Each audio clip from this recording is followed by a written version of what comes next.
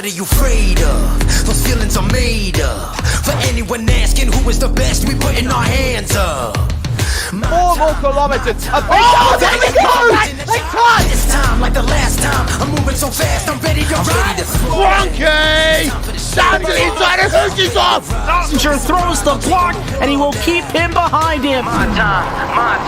None of you people can tell me to stop. Lower the lights down. Hand over my crown. Hand over my heart. I do this for my town.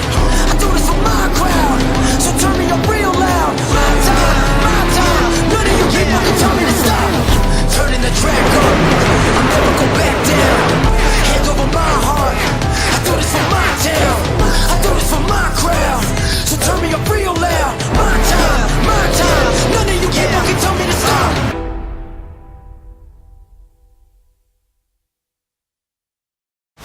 So, you want to race in NASCAR. The road starts here. Introducing the eNASCAR Ignite Series powered by iRacing. This is the gateway for all aspiring 13 to 16-year-olds. Starting June 20th, ignite your dreams of one day racing in the top tiers of NASCAR. Go to www.iracing.com/ignite for full details.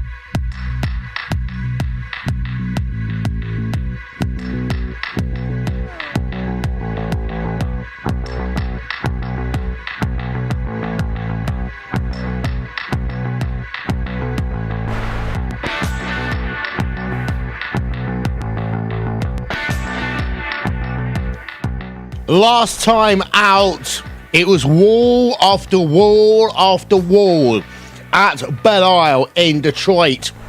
Tonight, it is a different set of walls. Let's make it a safer barrier as we head to the shortest track in the classic IndyCar series for 2018, boosted by Logical. Welcome to Richmond. Richmond Raceway for round number 7 of the championship.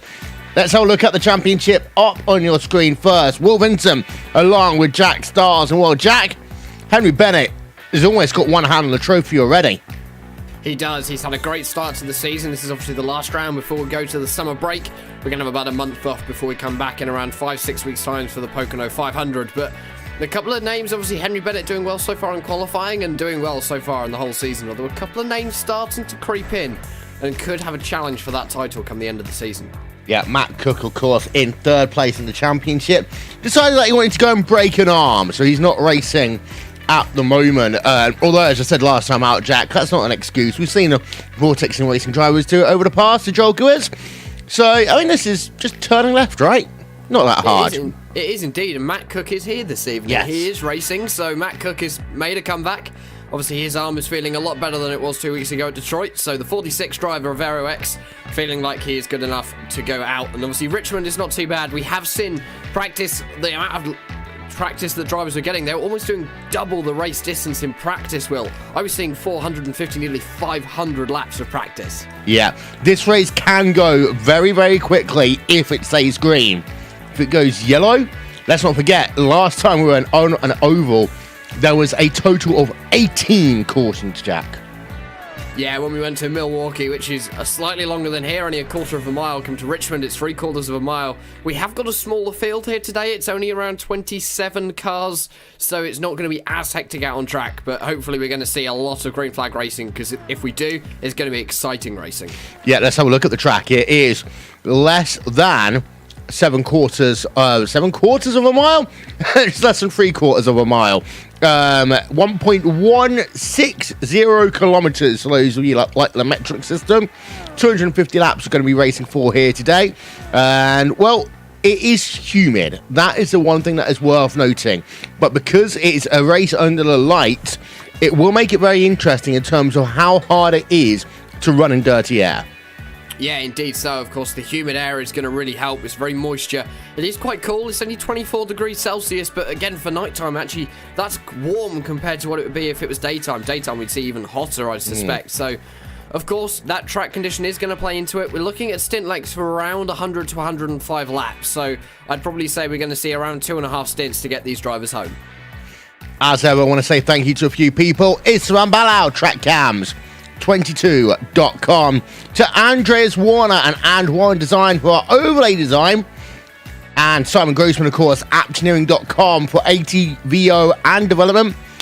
Racebot TV, live timing and scoring, presented by Nick Thisson for that one. So, 20 seconds after qualifying, we'll show you the starting grid in a moment's time. But Jack, restarts are key here. They are indeed. The first start is going to be important. It's going to cement your track position for the first run. The restarts are even more important, especially when you've got drivers who might have pitted. They're going to have full tanks of fuel on newer tyres than those on older tyres, and that difference is it can be shown very much on a shorter track. Yeah, indeed. So that is qualifying in the books. Let's put up then your starting grid for this event. And Randy Krosno has himself pole position, 15.949 in qualifying. Henry Bennett, series leader, is alongside him on that front row of the grid, Jack. Yeah, good front row for those two.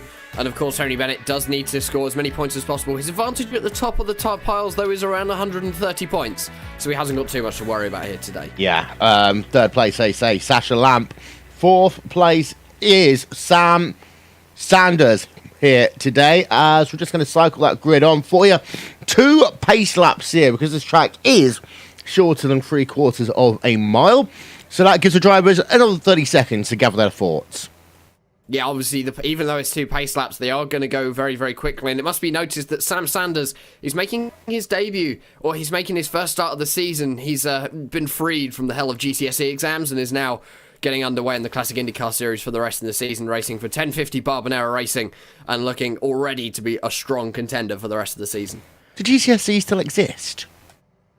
Yeah, they're not very pleasant. No, that's right. Neither A-levels, neither university degrees, especially not writing a PhD, I'll tell you that one. A couple of rear grid penalties here today for drivers. If they were to be here, Andy Warner, Nell McBride, Andrew Wood and Klaus Pedersen, that is due to having 3 warnings over the course of this season. If they don't serve it here, they serve it on the next time they are on track. 2-hour time limit here today, Jack.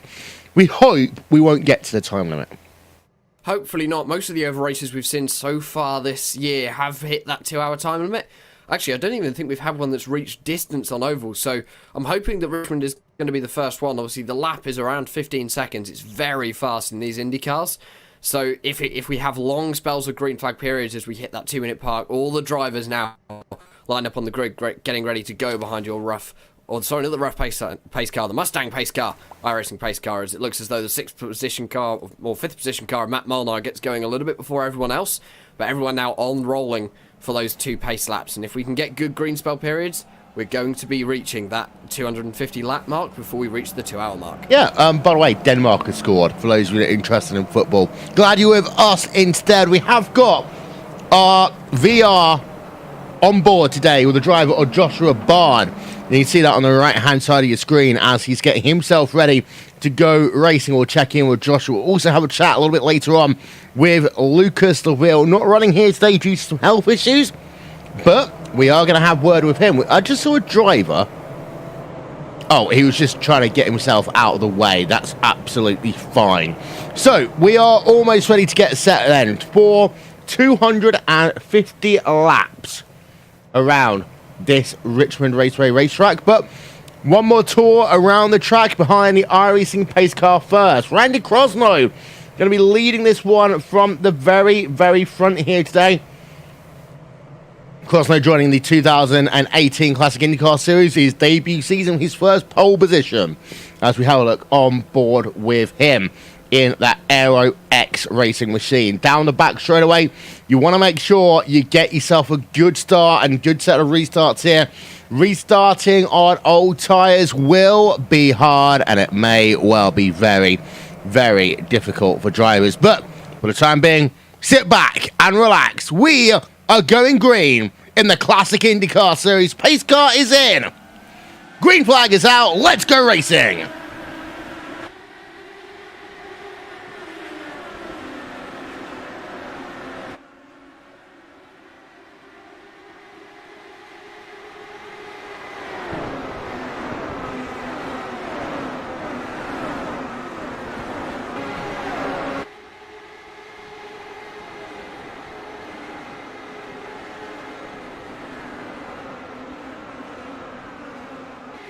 Good start, surviving through the first couple of laps there, Jack.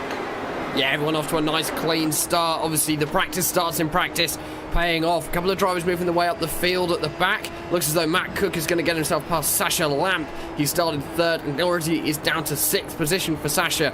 And that Talk Free Racing number 42 machines. Matt Cook gets loose through turn number 3, almost collecting Sasha Lamp. Sasha Lamp has to go high to avoid him. We're already on lap 4. This is how shows how quickly this race goes. Fastest lap of the race is changing all the time. Joshua Baird currently holding that. Just to show how fast the lap times are around here, he's done a 16.423 on full field.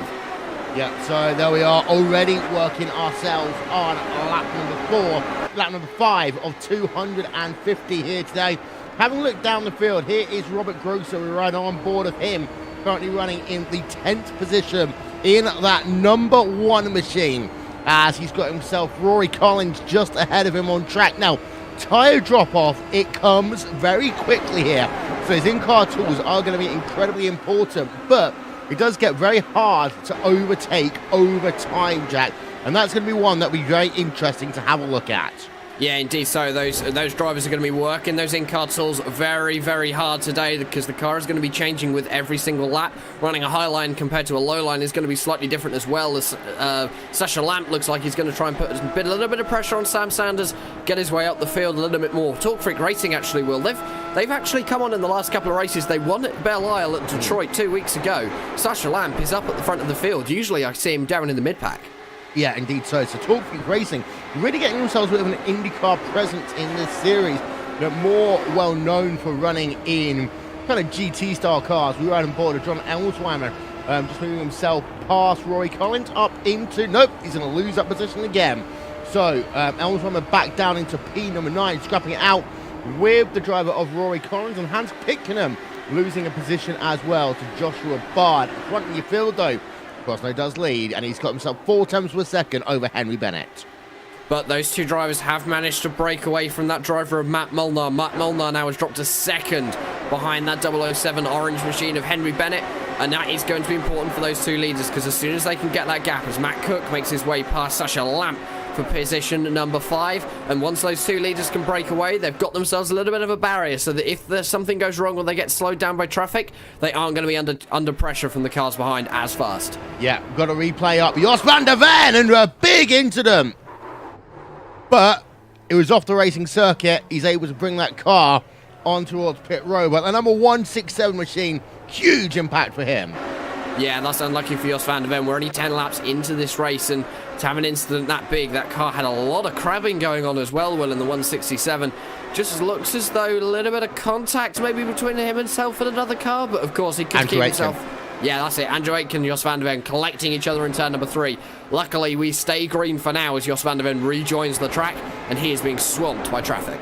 On board of Matt Cook then in the number 46 machine, driving with the broken arm. Matt Molnar is ahead. And again, the longer this race goes green, the more it's actually going to hurt, I think, Matt Cook, because this is a pretty brutal track. I joked earlier on about, yeah, it's just turning left, but it is hard. And that exit wall of turn number 2 is always looming as Matt Cook right now behind Matt Molnar. Henry Bennett also right behind Randy Crosney down to the inside for Matt Cook, and he is going to get that position back into 3rd place then for Matt Cook is ahead of him.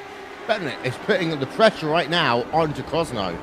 Indeed so, and it looks just as though Henry Bennett and Randy Croslow were trying to do a little bit of bump drafting out of turn number 1 and 2. That's not going to work in an IndyCar, I'm afraid, guys. It's not what it's designed to do. Matt Cook, though, he's already closed the gap between himself and Henry Bennett to 0.3 of a second. So he's obviously got some pace, but I think as we go on, he's going to get tired out, because I suspect he's only driving with one arm. We've got a yellow Davis Estello. The 058 machine looks like he's involved. First yellow of the day. Replay on board with Estello.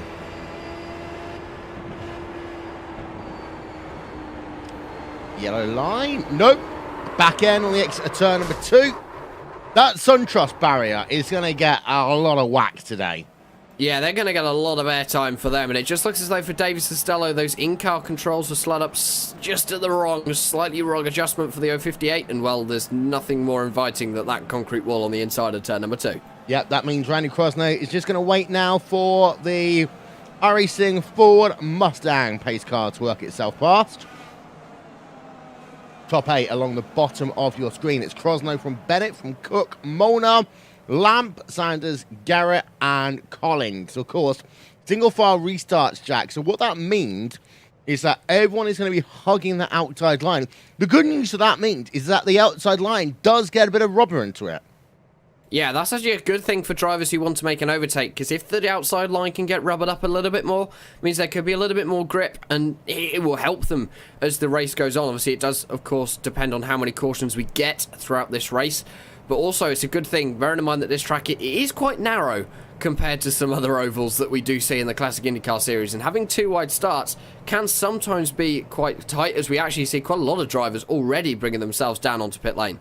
Yeah, that's interesting. Let's have a look then. Towards the rear of your field, Carson Bodaway, Andrew Adair Saunders, Jack Turner, Noel McBride, Andrew Aitken, Jonathan Diggs, Jos van der Ven, I believe, will stay out. We'll get a graphic up on your screen showing the people coming out of pit road in a moment's time. No, they've already all come out of pit road. So they came in and they came out pretty much at the same time. We are going to have a look then back at Croslow. One of the things about this track as well, because it is such a short track, cautions do take a little bit less. You get a little bit less time in terms of breathing room. Yeah, that's sometimes a good thing for drivers, and because it means that they're not getting too relaxed. You want to stay quite pumped up. If you get too relaxed, that can actually hurt you quite a lot when it comes to the event. And for some drivers, actually, that can be a bit of a downside, because if you lose that adrenaline rush, lose that concentration when the restart comes about, you could make a very, very big mistake. Yeah, lights are still, though, on top of the pace car. We'll be back in just 60 seconds' time. So what are you afraid of? Those feelings are made up. For anyone asking who is the best, we putting our hands up. 4 more kilometers. Oh, there we go!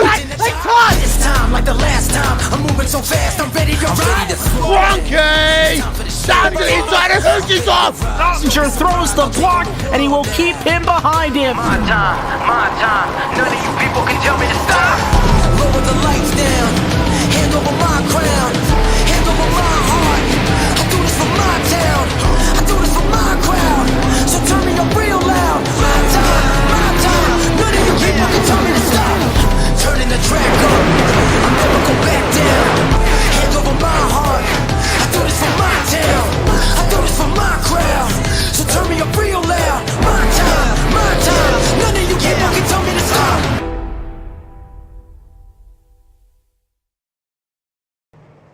Right, Jermaine on top of the pace car for the moment. 22 laps out of 250 score completely have now gone off. That means we are going to go back to green flag racing this time by.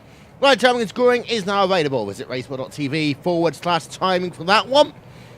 Okay, restart time, Jack. It's all about now just making sure you keep calm. It's all about, as well, how you manipulate that throttle. We talk about it every single over race we go to. That 9,000 RPM kill switch in first gear in this car will bite if you hit it. We've seen it plenty of times so far this season. So those drivers not only have got to stay calm, but have also got to be very careful when increasing the throttle and increasing that RPM. Yeah, let's have a look then. On board. Well, pace car's in. So here we are, back to green flag racing with Randy Croslow. You can see building up the speed to 155 miles an hour in towards turn number 1. Behind, actually pretty nice, quick, clean restart. Yeah, that's what we like to see. Andrew Aitken getting himself past one of the drivers further down in the field. Randy Shoemake getting himself past Hans Pitkanen as well. Sasha Lamp looking like he wants to put a little bit of pressure on Matt Molnar. Matt Molnar actually, he has made up a couple of positions on where he started, but it looks as though the pace isn't there at the moment. Matt Cook, though, still currently sitting in third with that broken arm, and I think as we go on, he might start to lose speed a little bit. Vasilij Olia getting himself past Andrew Adair Saunders this time around as well. Henry Bennett really putting the pressure now on to Randy Crosney, out of turn number 2, down the back straight away. Let's have a look on board with him then. As you can just see, maintaining a speed of, well, actually, he's got a really good run over Randy Crosney in towards 1. He linked about looking down to the inside, not able to do anything. It looks as though that they're being able to go about 10 miles an hour faster into 3 and 4 compared to turns number 1 and 2 here today. But the thing is, turn number 1 is your better overtaking opportunity in normal situations as well. For Bennett, he's actually lost out a little bit. I think that dirty air does get to you very quickly. It does indeed, and Matt Cook now has joined this battle for the lead. We do have a 3-car trade for the lead as Matt Cook getting very close to the back of Henry Bennett, just avoiding contact between those two drivers. Matt Molnar, though, is not that far behind. The two leaders haven't been able to get a breakaway like they did on the first start. This restart actually has kept the top 16 all in a very long train.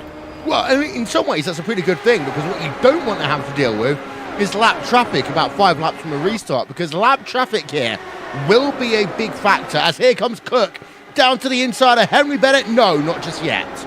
No, Matt Cook cannot get the move done down into turn number 3. Looking through turn number 1 as they cross the line. Start lap number 31. They're going to go side by side. He's forcing Henry Bennett to the high line. That's where Henry Bennett's going to be slower. They're still going to be side by side of 2. Henry Bennett actually getting a better drive off the corner. And Cook still defending that inside line. They're going to stay side by side through 3 and 4 this time.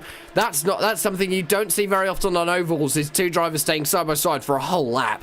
Yeah, and I'll tell you one thing about that one as well. Because of that, it meant that Crosney was able to pull out a couple of tenths per second. It's all been gained, and that's the 3rd time today that Cook's almost run into the rear of someone. Here comes Bennett to the inside of Crosney. Bennett, after almost losing second, goes to the race lead. Yeah, it looks as though the almost instant between himself and Matt Cook might have thrown Randy Crosney off a bit. Randy Crosney actually taking a slightly higher line through turn 3 and 4 than Matt Cook. That could be what's helping the drivers behind. Matt Molnar now getting involved in this one as well. So Matt Cook looking down to the inside through turn number 2. Not going to be able to get the move done. I don't think he's close enough to make a move into turn number 3. Yep, teammates then. Of course, Randy Crosney, team boss at Aero X Racing. But here comes Cook to the inside of Crosney. Got him. Crosney actually looks like he's hit a wall of some kind, because his pace is not there anymore. Last time around, he was a 10th slower than the driver of Matt Cook, 2 tenths slower than Henry Bennett. Look at this, he's about to get swamped 3 wide almost by the drivers of Matt Molnar and Sasha Lamp. This is your battle for position number 3. Matt Molnar now trying to get his way past Randy Crosney. Randy Crosney really struggling in that 74. Something is not right. Yeah, dirty air effect, and that's one thing you have when you're running in clean air. One type of weight jacket anti-roll bars that we'll be using. As soon as you get into dirty air, you have to work out and figure out how to change that. And let's be honest, this is yellow. The first time that we saw Crosney involved, actually not leading this race, as Andrew Adair Saunders brings out our 2nd yellow of the day. Replay on board of him.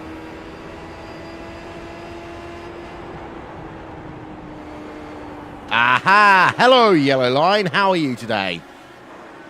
And then he gets hit. Yeah, it just looks as though it's an unfortunate incident between himself and the driver who hit him. That driver is, of course, Jack Turner in the 55 machine. Nowhere that Jack Turner could really go. And for Andrew Adair Saunders, it's just a case of that yellow line. As soon as you hit that, the banking is completely different. You're going to have 4 different levels of or 2 different levels of banking across 4 tyres, and that's not a good idea in an IndyCar. Yeah, pit road should be open any moment now. It'd be very interesting to see who is going to come on towards pit road. Only from P number 12, Randy Shoemake, coming on towards pit road. So half the field are deciding to come in, half the field are deciding to stay out. Yeah, it looks as though strategy is playing into the hands of the... Although saying that is all a strategy call, because the drivers who are now pitting in, if we get one more caution, I reckon, throughout the whole of this race, which I wouldn't be surprised if we don't, they will be able to get to the end of one more stop. Let's have a look as the drivers come out of pit road. Cisello first, then Shoemaker, Pitcairn, Weekly, and Professor Ulia are the drivers that come out of pit road on that rotation. Let's go back to Krosno. Let's talk about weight jackets a little bit here, Jack, because that's one thing that a lot of people who are newer to IndyCar racing don't always understand. They have got that anti-roll bar that they can use to stiffen up the front or the rear of the car. They have got the weight jacket that they can use to loosen or tighten the car as well. Track like this, oh, you're using these in-car tools. And of course, as the tyres wear down a little bit more, that car of running, or all the cars will be getting slightly looser, and you will need to stiffen them up a little bit just to make sure you can get through the corner at the same amount of speed. Of course, it's not going to be exactly the same because the tyres are going to be worn down. There's not going to be as much grip going through those 4 tyres, but of course, it's still important to make sure that you have enough grip to get through the corner at the speed you need to, and to match the drivers ahead of you. If you get that slightly wrong, and the weight distribution and the aero distribution across the car isn't right, you can cause a massive accident, and that's what we saw for the driver of Davis Costello. Yeah, having a look then from the new race leader, Henry Bennett. 2 leaders here today, one of them being Randy Krosno, who led the first 30-something laps. Henry Bennett is now the guy in charge. Back in 1 minute. So, you want to race in NASCAR. The road starts here. Introducing the eNASCAR at Night Series powered by iRacing. This is the gateway for all aspiring 13 to 16-year-olds. Starting June 20th, ignite your dreams of one-day racing in the top tiers of NASCAR. Go to www.iracing.com/ignite for full details. Top 8 as it stands right now. Bennett is leading. Matt Cook, in second place. Randy Krosno down to third. Matt Molnar, Sasha Lamp, Sam Saunders, Johnny Garrett, and Joshua Bard round out your top 8. Drivers out of the event, we have got 2 of them, Adam Shipstone and Joshua Chin. Shipstone has been involved in an incident. Joshua Chin did not start here today, Jack. I would actually say that neither of them started, because I can't remember Adam Shipstone being down on the grid. Of course, your Victor from last time out of Belle Isle. 38 laps down, so you did. Oh, that's interesting, because it's showing on my time screen as not having a qualifying lap registered. Or a race lap. Maybe he just did a quick jog around the track. Yeah, maybe. You never know. As lights are out on the pace car, we're going back to green this time. Yep, so here we are then. Pace car is in. We go green once again here at Richmond. Cars will storm themselves down towards turn number 1. Krosno already under pressure for third place. That's Matt Molnar on his outside heading down into that first corner. And Krosno is going to lose 1, maybe even lose more positions here. Krosno down into P number 4. Krosno is down into P number 4. He has got the inside line for 1 and 2. Sasha Lamp now looking like he wants to make his way up the field. He's going to look to the outside of the exit at 2. Not going to be able to get the move done. Obviously not enough road to be able to get the same amount of power down. Give that car a run into turn number 3. Matt Cook as Randy Krosno gets loose by the looks of it through 3. This now brings the 30 of Sam Sanders into the equation and the 68 of Johnny Garrett. I wonder what's going to happen here. Sasha Lamp, Randy Krosno around the outside. Looks as though Sasha Lamp's got the move done. Henry Bennett, Matt Cook are going to go side by side into 3 and 4 for the race lead. You've got two battles going on at exactly the same time within your top 5. Yeah, Bennett has the outside line. He's in the orange car. Cook in the blue machine. And they remain side by side. Again, they've been at it now for a lap and a half at least. Bennett outside line. Cook inside line. Cook, though, just cannot close the deal off as they come down in towards turn number 1 and 2 once again.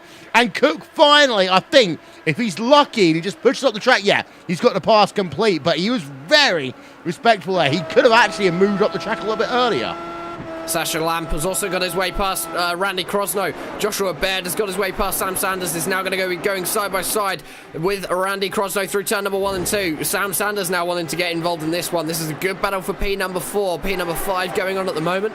Sasha Lamp has broken away and is trying to close that gap between himself and Matt Molnar in third.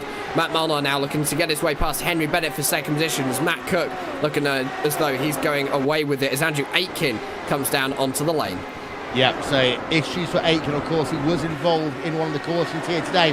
And well, Randy Crosno able to hold off Joshua Bard then as we go back on board with our virtual reality camera. And Bard all of a sudden, it just looks like he maybe overused his tyres a little bit there.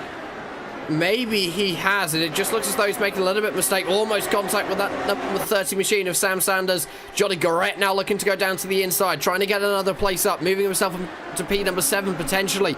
But Joshua Baird using the outside line. No wonder whether he has pushed those tyres a little bit too much. He is pushing that car quite a lot. Sam Sanders now looking to get his way past Randy Crosno. Crosno has had a shocking few laps, Will. He's really struggling with those tyres all of a sudden. Yeah, and behind you got Rory Collins and Andrew Wood. They've been going at it. But you are right about Randy Crosno. I mean, he is now, get this, 3.8 seconds behind your race leader after a yellow flag. And this is the guy who is leading the race at one point here today. So this has not been a good run. But the thing for Crosno is now, he has got 1.8 to people ahead of him. Crosno really wants to hope that Baird doesn't go down to the inside of him, but he does go to the inside of him. He just wants that clean air as they go 3 wide behind him here at Richmond, and Baird is going to lose out there as they move it to 2 wide, 2 deep, and the winner is Sam Sanders! Oh, my word, yellow. Yeah, it just looks as though Johnny Garrett went high into the wall for turn number 2 and came back across the track. Sam Sanders also involved in that one in the number 30. That was a really tough move, but great racing by all of those involved. It just looks as though Johnny Garrett didn't have enough grip to make it around the corner. Yeah, let's get ourselves some replay, shall we? First one on board with Sam Sanders. And you see the outside wall in turn number 2. We talk about it oh so often. It's actually, I've just noticed something. Sam Sanders, oh no, he did have a front wing. It just decided to disappear on my screen. So that's just my screen being weird. But Sam Sanders, yeah, he's definitely got damage to that car. Johnny Garrett, it's just that outside wall. It bites again. Yeah, and then, of course, the inside wall is the next thing that most drivers will hit. Now, this time, we do see everyone on pit road.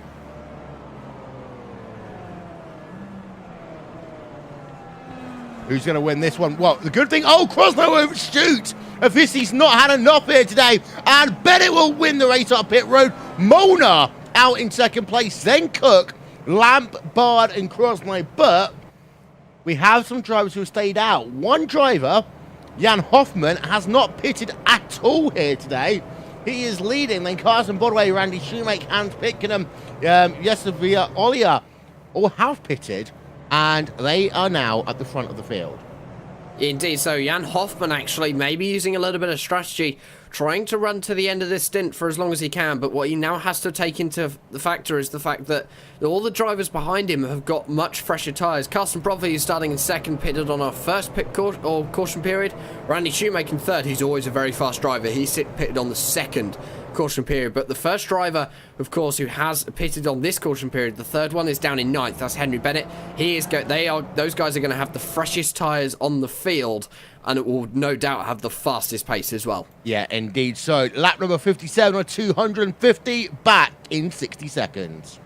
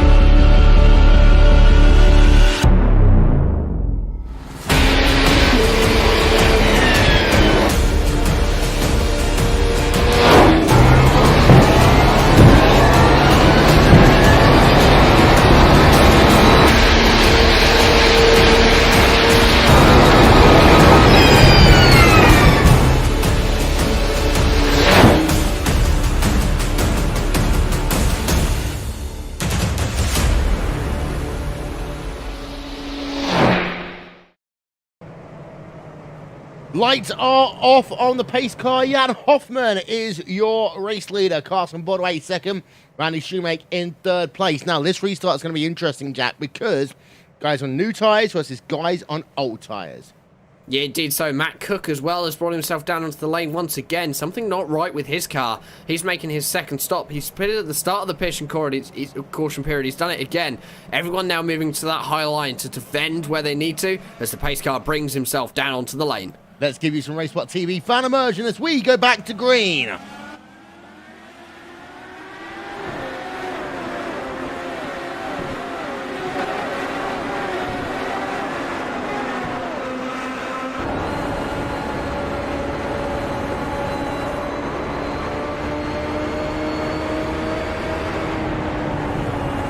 And we're back to yellow. Jonathan Diggs involved. Jack, talk us through it. Just trying to find out what happened. Looks like it's on the edge of turn number 2. Not sure if there was any other drivers involved. It was the yellow line. Matt Molnar was involved in that one when Johnny Diggs managed to slow down a little bit by that yellow line trying to save his car. Looking as though that driver just had another incident very similar to what Andrew Adair Saunders had. The yellow line strikes again. Yeah, so Jonathan Diggs then brings out our fourth caution of the day. Yeah, hits the yellow line. He's kind of running on the yellow line. Now, there has been times when people try and use that yellow line to turn the car a little bit, Jack, but not on a restart. Yeah, I think it's just interesting. You don't really want to ever use the yellow line if you can avoid it, because of course it will bite like we saw. Not many overtaking moves actually happening during that period. It looks as though some drivers have managed to make their way up a couple of places who pitted. In fact, actually, Matt Molnar's managed to get himself past Henry Bennett, but the order staying very much the same up at the front of your field. Yeah, let's check in once again with our virtual reality onboard camera. This is Joshua Bard in the number 23 machine. We did see a little bit of this at Belle Isle, but it's great to see it up and running better this time around, shall we say. And, well, it's really interesting with the VR, of course, because every time that Josh moves his head, we see it on the screen. It's very interesting to see what people do under yellow flag conditions, Jack. Yeah, it's very interesting to see where they're looking as well. If they look down, you don't really want to know what they're looking at. Of course, they could be looking at the phone, for all we know. But it is very interesting to see what drivers do within the car, see where their eyes are, because, of course, as you move your head, it does move on your screen, and you can see it there in the side-by-side, just how much he's probably actually working under green flag conditions. We saw it at Belle Isle. He was working that car a lot to get it around some of those corners. Yeah, so Joshua Bard, thank you very much to him for providing that camera for us. And don't forget also, ladies and gentlemen, the iRacing Esports Network launches tomorrow. That'll be fun. That will be fun. It means that all of the iRacing broadcasts from 3 broadcast providers will all be in one place. We've got V8 Online, LSR TV, and ourselves at RaceSpot TV all joining together to make this what it is going to be, and we're hoping to make it even better. And I'm not sure whether this series will be heading over to that platform. It will be. It will be. So the Classic IndyCar series will be one of the first series we see on that platform. Yeah, it will be. So Jan Hoffman, front of the field, didn't really get the chance there under that yellow, well, under that half a lap or so to see how Hoffman was going to deal on the older tyres. But heat cycles are never a good thing if you're, 64 laps now into a stint. Yeah, heat cycles is not what you want this far into a race. Of course, these tyres will do the same as the fuel. They probably won't be in a very good state by the time you've emptied the tank at around 105 laps. With these cautions, it's going to be even more. You're looking at around probably 125, 130 laps on a tank of fuel now. I can assure you that the tyres probably will not get to the end of that period. No, indeed so. So it'll be really interesting to see what will happen with Jan Hoffman, as I say, leading the way now in this event. Got your top 8 along the bottom of your screen. Those lights are off though, Jack, and that means we're going to go back to green flag racing this time by. They are indeed, so only this lap remaining under yellow, and then we'll be back to full speed racing once again here at Richmond, and it will be great to see Jan Hoffman once again in control of the field. Everyone's going to be defending that high line. The more rubber they can get up there, the better for the drivers who want to make overtaking moves. Yeah, and we have seen this be a 2-group racetrack so far today. Hand Pickenham in 4th place. Keep an eye on him. In fact, keep an eye out on Randy Shoemake as well, joining Aero X Racing this season. Let's see whether that third AeroX driver in the field can do anything on the strategy call. Green flag back in the air. Let's go racing one more time. Shoemake up to second already. Shoemake has indeed got himself up to second. Good move on the German driver of Carsten Brodvey.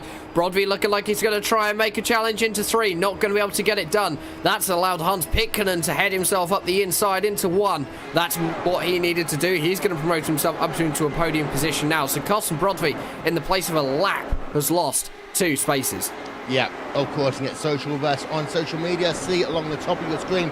I'm having a look at the drivers who pitted, and just to let you know, Matt Molnar now leads that gaggle of cars. He's got himself ahead of Henry Bennett. Yeah, he did that on the last restart as we're going side by side between the drivers of Jesse Ulia Ollier and the number 27 of Andrew Aitken. He is, of course, 6 laps down. So Jesse Ulia Ollier getting himself past some lap traffic. But, of course, seeing Matt Molnar make his way up the field a little bit more, and actually as Henry Bennett looks like he's now lost out to Caleb Weekly. So Weekly making his way up the field as Matt Molnar now looks to get himself past Andrew Aitken. Yeah, and this is what we mean about lap traffic. It's far harder to overtake lap traffic, I think, here compared to any other track on the Classic IndyCar Series, especially as we got a yellow flag out again, and that is going to be David Costello out of this event.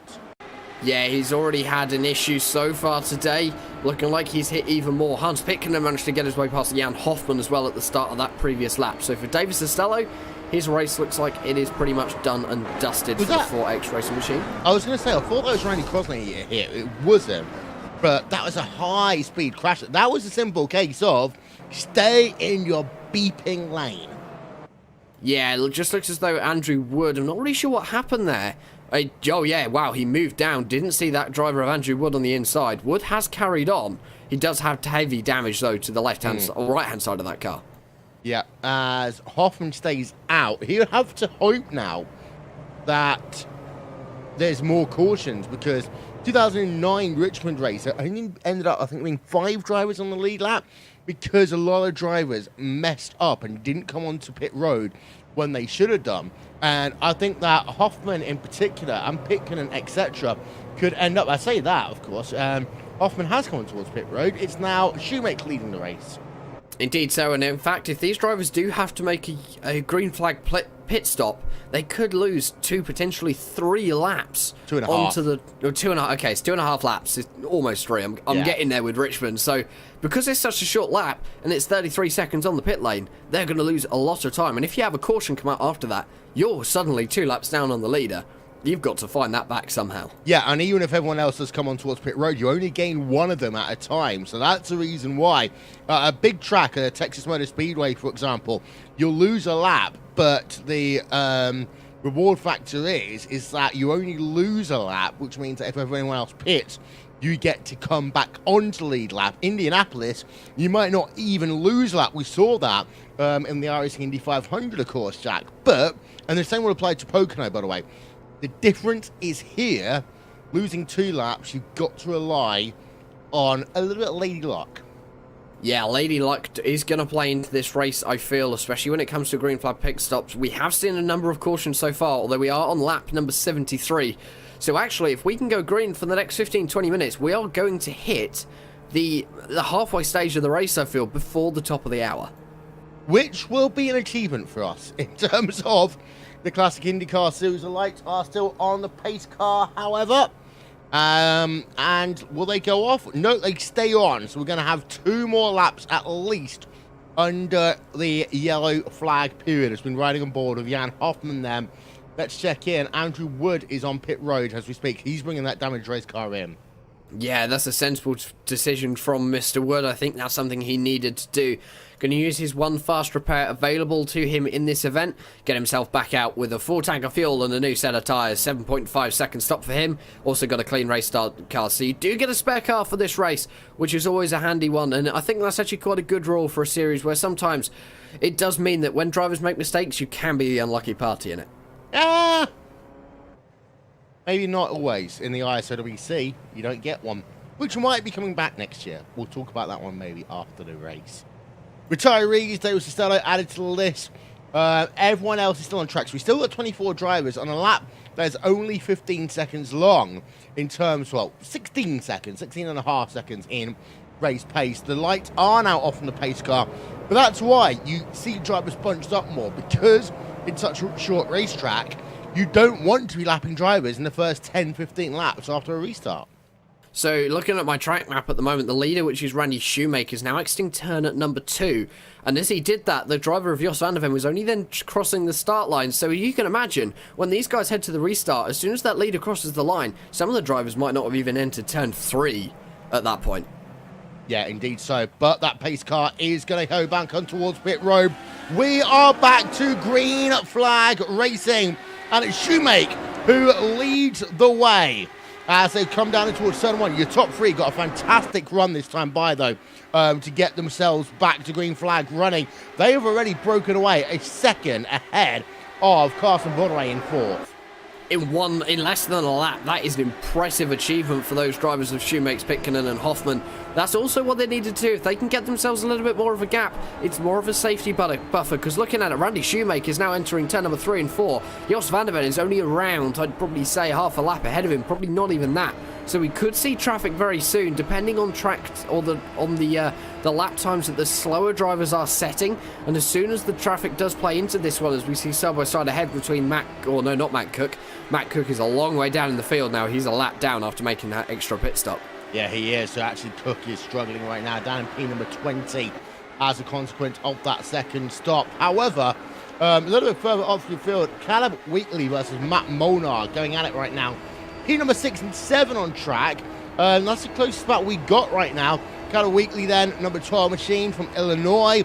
Matt Monar, Canadian driver, in a number 29 machine. I said number 29 for Caleb Wheatley. I meant number 12. It's been a long, long weekend. As we've got a yellow. No. And that is Joshua Bard then, who's had himself an incident on our turn number 2.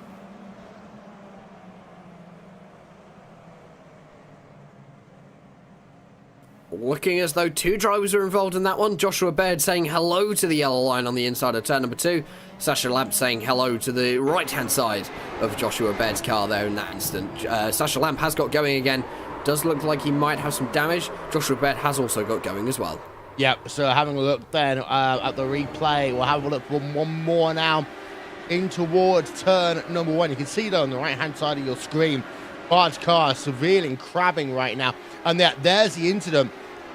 I'm surprised that there's side pod damage as well. That's the reason why there's side pod damage, which is making it hard for Bard to really kind of get that car going. So he is on pit road as a consequence of that one right now. And he'll be back out and away on track. But we've got ourselves a caution. We will step aside for a few moments. We'll be back with more after this. So what are you afraid of? Those feelings are made up. For anyone asking who is the best, we putting our hands up. 4 more kilometers. Oh, there we go! They touched! This time, like the last time, I'm moving so fast, I'm ready to ride. Frankie! Down to the inside, and who's off? Passenger throws the block, and he will keep him behind him. My time. None of you people can tell me to stop. Lower the lights down, hand over my crown, hand over my heart. I do this for my town, I do this for my crowd. So turn me up real loud. My time. None of you people can tell me to stop. Turning the track up, I'll never go back down. Hand over my heart, I do this for my town, I do this for my crowd. So turn me up real loud. My time. None of you people can tell me to stop.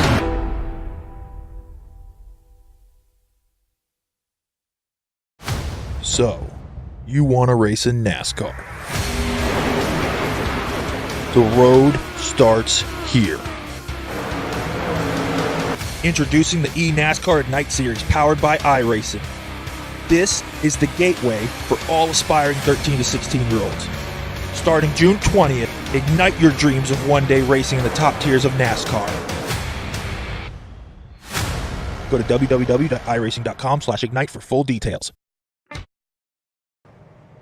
Not only have we got ourselves the iRacing Esports Network coming soon, the fantastic series, the Ignite series then by NASCAR. Really looking forward to that one. Showing that they can be a way, Jack, in terms of moving your way through the racing ladder through esports. Indeed so. We saw it a number of years ago with Michael Conti in the NASCAR Peak Anti-Free Series. He was, I can't remember how old he was when he won the series. I knew he was quite young. And I know he's trying to get into motorsports actively, but to see that series run by NASCAR, it's great to see that they're giving the drivers that opportunity, and for drivers who are so young as well, finding that young talent through sim racing, as Rory Collins looks like he's going to bring himself down onto pit lane this time. Of course, there have been other series which have had similar things, or other manufacturers. GT Academy on my Nissan was the first one that really stood out for me. A lot of great winners coming from that series in the form of drivers like Lucas Ordonez and, of course, Britain's very own Jan Mardenborough. Yeah, and of course, we've also had McLaren's world's fastest gamer. Would be amazing to see that one back for 2018. Hopefully, there'll be something about that one soon if there is. Because, of course, that one took place in autumn of last year. Of course, world's fastest game is on iRacing, so I get to talk about that one a lot.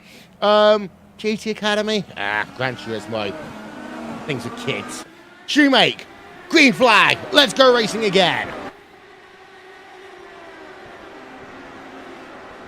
Good start, restart there by Hoffman. I tell you what, he's done 86 laps in this set of tyres, but that was a great restart by him. That was a great restart indeed, and Jan Hoffman showing that even though he's on old tyres that's been through 4 or 5 heat cycles, they aren't giving way just yet. Watch out for him come the end of the race, because his strategy may have just paid off. He might be able to do it on a very short stop to get himself to the end, where everyone's going to have to take a lot of fuel, whereas for Jan Hoffman, he might only need 10-15 laps. Yeah, indeed. So we're on board right now with Robert Grosser in the number 1 Machine Series champion from last year. In that Logical car, of course, Logical, the title sponsor of the classic IndyCar series. So shout out to them as Robert Grosser putting pressure onto Randy Krosno in towards turn number 1. Grosser has the inside line but cannot make the move just yet. Krosno using the slipstream on the outside.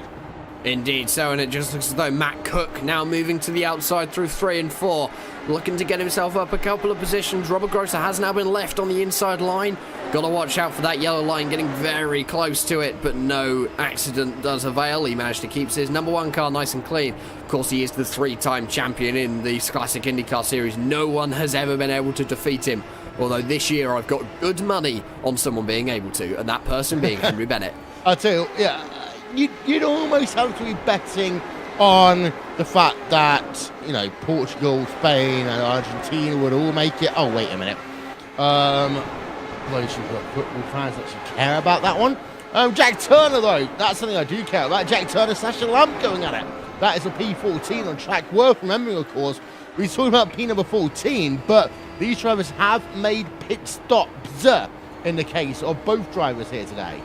Yeah, Jack, obviously Sasha Lamp down a long way because he has had an incident on those last few laps. As looks as though Caleb Weekly and Henry Bennett are going to be going at it. Henry Bennett getting himself through nice and cleanly on that number 12 machine of Caleb Weekly. So Henry Bennett moving himself up to second. He started second in this race. He's lost 5 positions so far, but of course that is down to strategy. He is on the newest tyres in the field by the looks of it. The oldest is still Jan Hoffman. They are still around, or still extremely old, at 94 laps. Yeah, so Randy Krosno, Robert Grosser going at it again, this time by Grosser.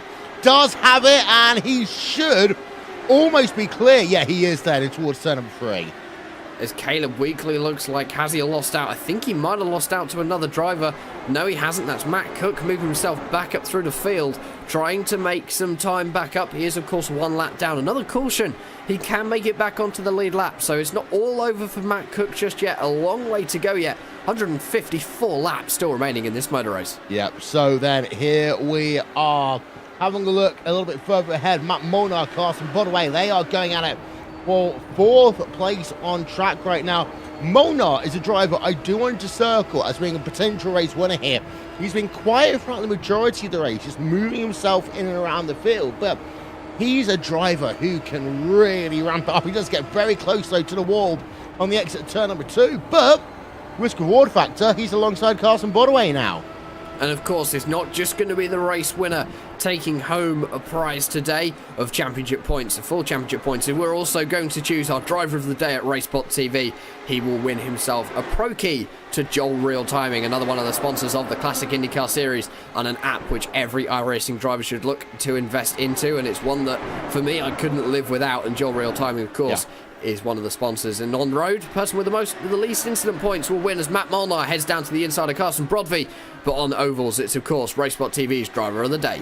Yeah, as you can see, almost, well, they were 3 wide for a moment. Molnar Bodaway down towards turn number 1 and 2. Molnar does look as though he has the advantage then as they work themselves into 3. And Molnar does have the advantage.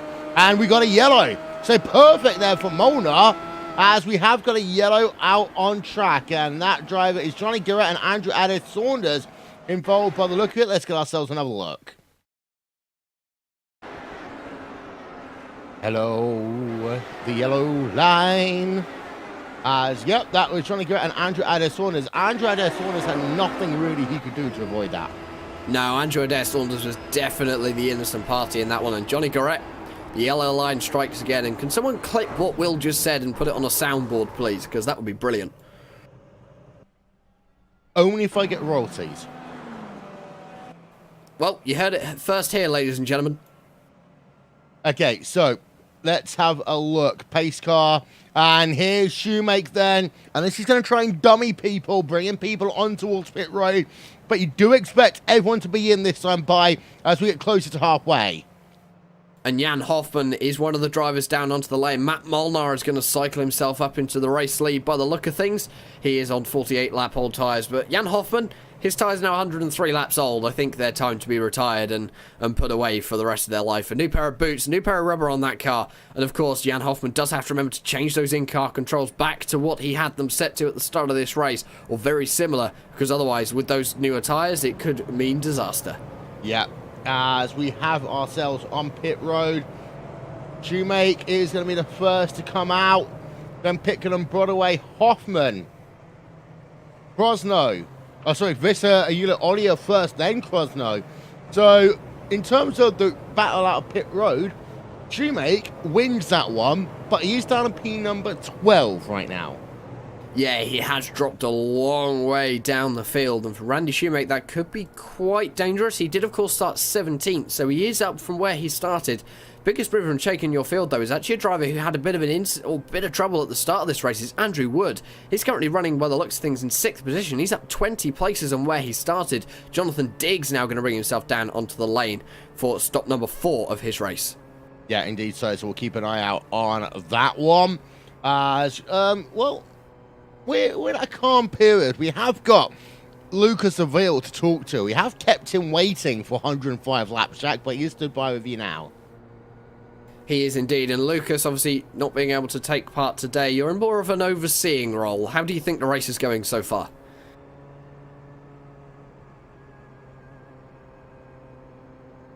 That good. Silence, that's what we like to see. I'll tell you what, we'll take a quick moment here, ladies and gentlemen, on RaceBot TV. Back in a moment. So, you want to race in NASCAR. The road starts here. Introducing the eNASCAR at Night Series powered by iRacing. This is the gateway for all aspiring 13 to 16-year-olds. Starting June 20th, ignite your dreams of one day racing in the top tiers of NASCAR. Go to www.iracing.com/ignite for full details. So what are you afraid of? Those feelings are made up. For anyone asking who is the best, we putting our hands up. 4 more kilometers. Oh, there we go! They touch! This time, like the last time, I'm moving so fast, I'm ready to ride. Frankie! Down to the inside of Hoosie's off! Messenger throws the block, and he will keep him behind him. My time. None of you people can tell me to stop. Lower the lights down. Hand over my crown. Hand over my heart. I do this for my town. I do this for my crowd. So turn me up real loud. My time. None of you people can tell me to stop. Turning the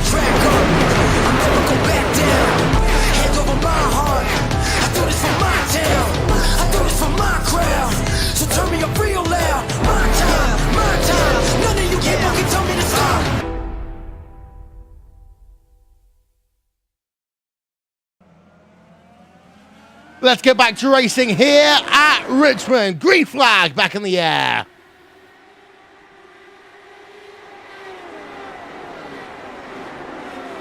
What a restart by Matt Molnar, 1.2 ahead, but that of course was aided by the fact there were 2 cars a lap down in between them there, Jack. Yeah, it looks as though Matt Molnar has picked out a bit of a joker there on that restart. Got a bit of luck with some lap cars, one being Matt Cook, the other being Joshua Baird. Those guys are actually fighting for position. Position number 18 as Matt Cook down to the inside. Very close between those 2 drivers. Henry Bennett is going to have to make his way through these drivers as Hans Pitkanen gets his way past Carson Brovey. Those guys are having a scrap for P number 12. As in fact, we are seeing a nice big trainer car. Sasha Lamp getting himself past Sam Sanders for P number 5. Sam Sanders actually having a good first run of the season. Looking like he's suiting that car very well. Although I was saying that, he's just been swamped by the number 32 of Andrew Wood. Yeah, we're having a look at that battle between Matt Cook and Joshua Baird. And well, this one does help out now Henry Bennett a little bit. Worth noting that Bennett hasn't actually lost any time over the last couple of laps or so, despite the fact that was happening on track. Sasha Lamb, Caleb Weekly, that was going on for P number 4 on track right now. Let's check in with that one. Sasha Lamp is a very capable driver. He's shown that so far today. This circuit is very much suiting him by the looks of it. He is under pressure from Andrew Wood behind, though. Sam Sanders dropped off the back of this one. Sasha Lamp down to the inside into turn number 1 of Caleb Weekly. Weekly going to have to just concede the position by the looks of things. Andrew Wood also contact with the outside wall for Weekly, and Andrew Wood getting a free pass almost down to the inside. Yep, so it's now Sasha Lamb versus Andrew Wood for position as they head themselves past the start-finish line again. Almost at halfway distance. And well, I'll tell you one thing, we might just get there before the top of the hour. If we don't have another yellow, it'll be very, very close. So Jack Turner is going to lose position there to Hans Pitkanen. Yeah, and looks as though battle for second position, Robert Grosser and Henry Bennett. Although saying that, Robert Grosser has got to get his way past the driver of Joshua Baird first. Matt Molnar has got a friend in front of him. That's Matt Cook, and for Matt Molnar, that's quite good actually, because it means that he can just sit in that little bit of dirty air a little bit further behind Matt and save a little bit of fuel in the draft. Yeah, and fuel saving here is something that a lot of people don't talk about that often, but it can be really useful. Even 2 to 3 laps short, it's not necessarily about putting the... Well, it's about 2 things, really. It's about giving yourself the most options available, Jack, but then it's also about just, if you do end up with a safety car period, that extra 2-3 tenths per second, that's a place. That is a place yellow on the race of pit road. We've got a yellow out on track as Caleb Weekly had a shocking couple of laps. As Randy Crosno, the one which Will said was good to watch for the race win. Well, maybe not so much now. And SunTrust getting more advertising time. Here's one more look. Yellow line. I don't think it's yellow line this time, but I think it's just pushing an oversteer. Yeah, by the looks of it, it was. Randy Crosno did get very close to that yellow line on the inside of turn number 2. But yes, he's having a bit of contact with that SunTrust. It's once again SunTrust getting airtime here on RaceSpot TV. But Randy Crosno, heavy damage to that car. And I think looking like that might be day over for him.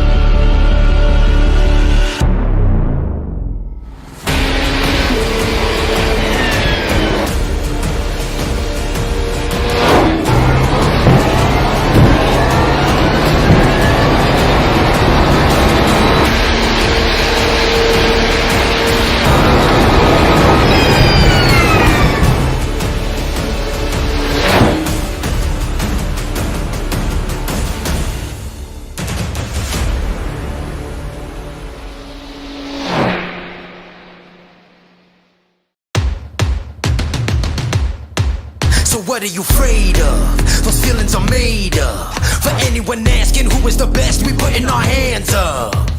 4 more kilometers. Oh, there we go! They cut! This time, like the last time, I'm moving so fast, I'm ready to ride. Frankie! Down to the inside of Hoosie's off! Passenger throws the block, and he will keep him behind him. My time. None of you people can tell me to stop. Lower the lights down. Hand over my crown. Hand over my heart. I do this for my town. I do this for my crowd. So turn me up real loud. My time. None of you people can tell me to stop. Turning the track up. I'll never go back down. Hand over my heart. I do this for my town. I do this for my crowd. So turn me up real loud. My time. None of you people can tell me to stop.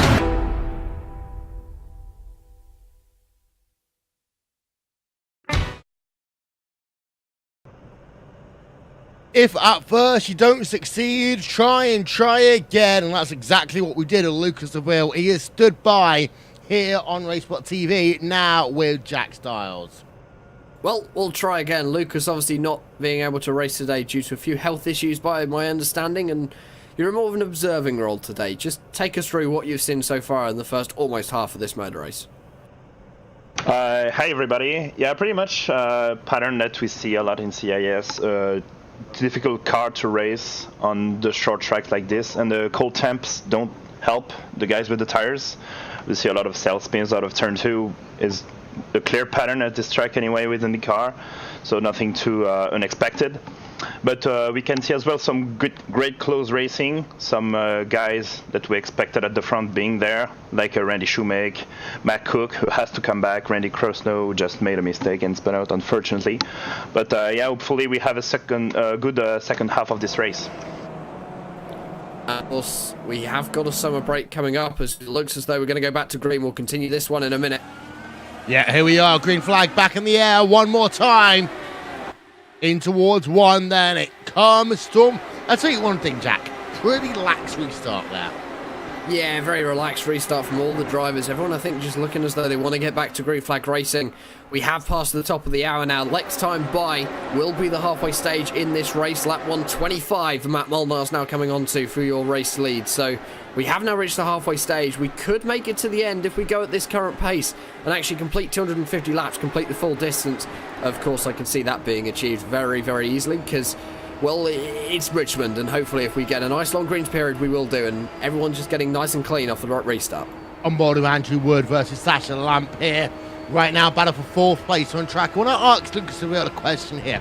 As we go back to yellow, Hans Pitcairn is involved in that one. So Hans Pitcairn there, turned around, exit turn number 2. Replay coming up for you now. Doesn't hit anything actually, Jack. No, actually, for an instant we've seen at turn 2, it's pretty clean. He did have, it looks as though a little bit of oversteer, lost the rear end again, very similar incident to what we saw with Johnny Garrett, just didn't have an incident with the inside wall. Yeah, there's a replay of Pitcairn. Tell you what, he went about half the track backwards as well, so nice coasting here, back, and then spins the tyres around, kicks a bit of dust up, and goes back in the right direction. So, Mona, Bennett, and Grosser have done 72 laps on this set of tyres, Jack.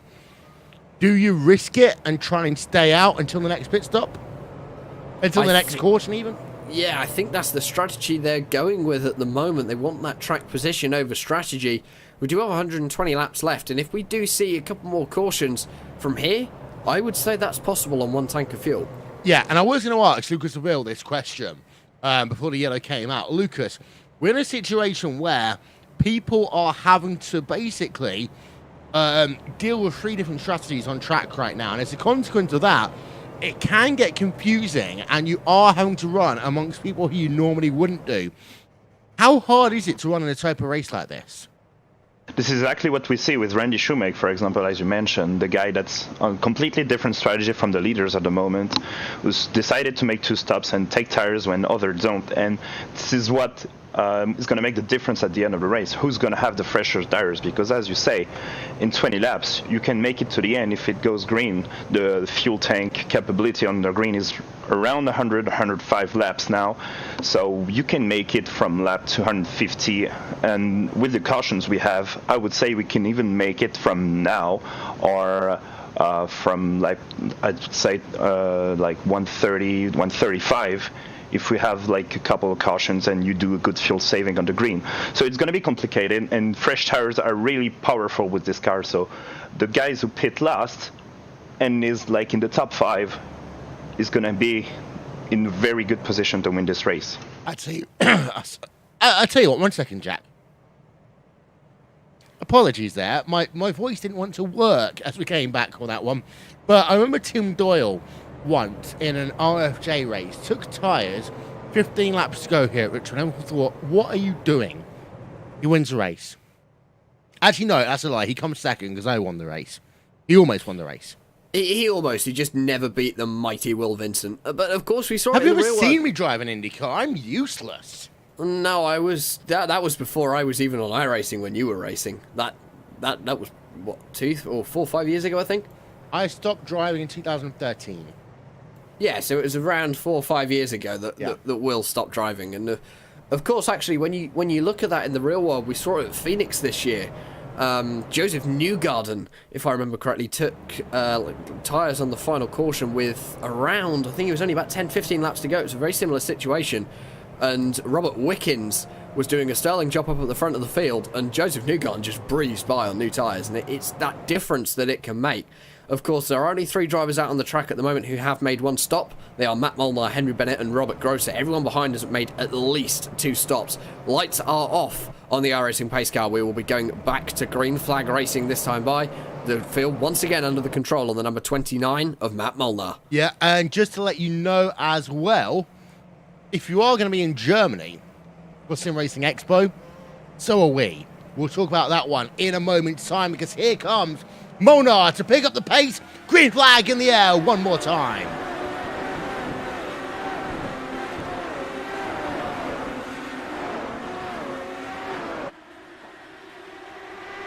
How's turn number 2 going to behave this time? Everyone is looking good.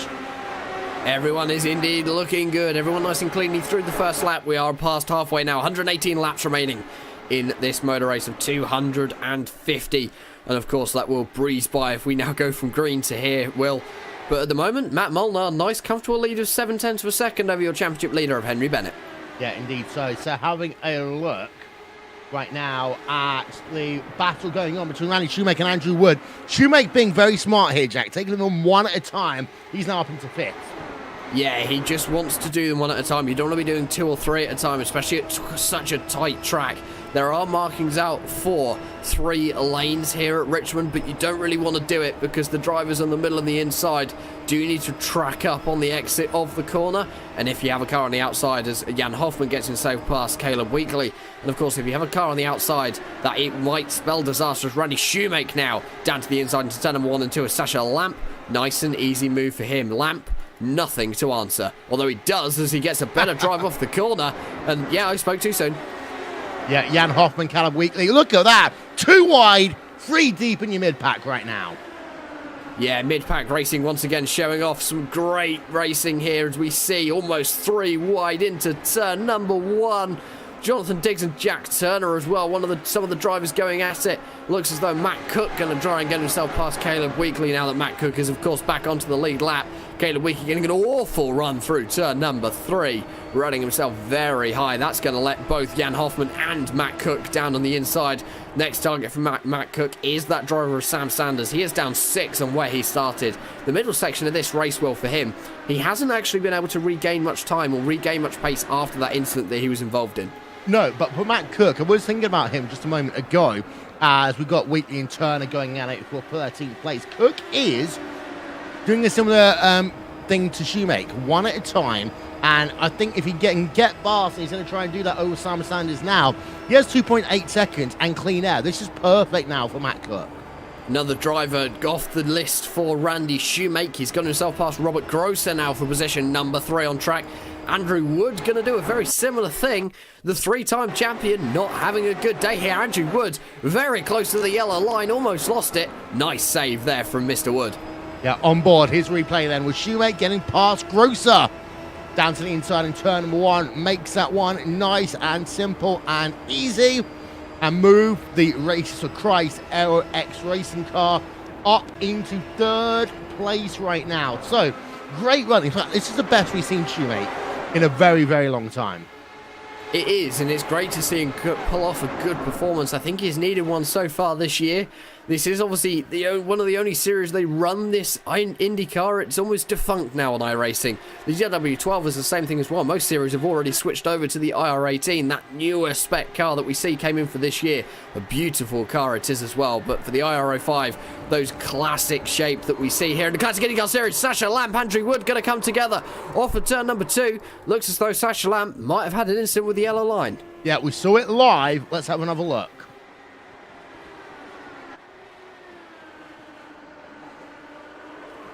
Nope, just getting loose. Overusing the weight jacker there, Jack.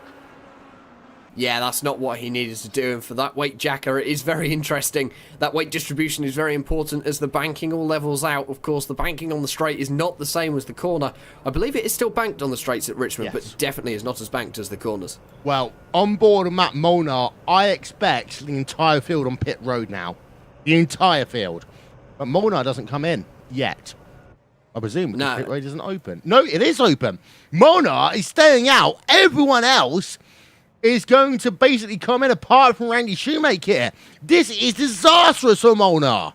That's 90 lap old tyres for Molnar, and I think that's the wrong decision because now he's left in the clutch with Randy Shoemake. Although for Randy, he's got to get himself around Joshua Baird, who is still laps down because he cannot get himself past that leader. Yeah, on board of Bennett. And the race off pit road. Bennett is going to win. Then it's and look who's back up front now. Pardon? Look who's back up front now. He is, Matt yeah. Cook P3. Well, having a look right now, it looks as though that Bennett wins that race off pit road. Grosser then behind him. As we've got the speedometer on there for Henry Bennett, showing you the speed that you can do on pit road. 45 miles an hour. Matt Molnar, 91 laps on this stint of tyres. Randy Shoemake, 43 laps. Matt Cook, 26 laps, Jack. Matt Cook has made 4 pit stops, though, in this race. It's not the most we've seen. Jack Turner's up to 7 pit stops, 7 trips down onto the lane. That's quite a lot for this length of race. Sasha Lamp now exiting the pit. Where is he going to cycle out in this field? I have a feeling it's going to be behind that driver of Matt Cook. Not too sure. He, of course, is going to be laps down now. So Sasha Lamp got some work to do in the closing stages of this race. We are approaching the 100 lap to go mark here at Richmond. Yeah, we are indeed. We're going to step aside. Back in one moment. So, you want to race in NASCAR. The road starts here. Introducing the eNASCAR at Night Series powered by iRacing. This is the gateway for all aspiring 13 to 16-year-olds. Starting June 20th, ignite your dreams of one day racing in the top tiers of NASCAR. Go to www.iracing.com/ignite for full details. So what are you afraid of? Those feelings are made up. For anyone asking who is the best, we putting our hands up. 4 more kilometers. Oh, there we go! This time, like the last time, I'm moving so fast, I'm ready to ride. Frankie! Down to the inside, and who's off? Messenger throws the block, and he will keep him behind him. My time. None of you people can tell me to stop. Lower the lights down. Hand over my crown. Hand over my heart. I do this for my town. I do this for my crowd. So turn me up real loud. My time. None of you people can tell me to stop. Turning the track up. I'll never go back down. Hand over my heart. I do this for my town. I do this for my crowd. So turn me up real loud. My time. None of you people can tell me to stop.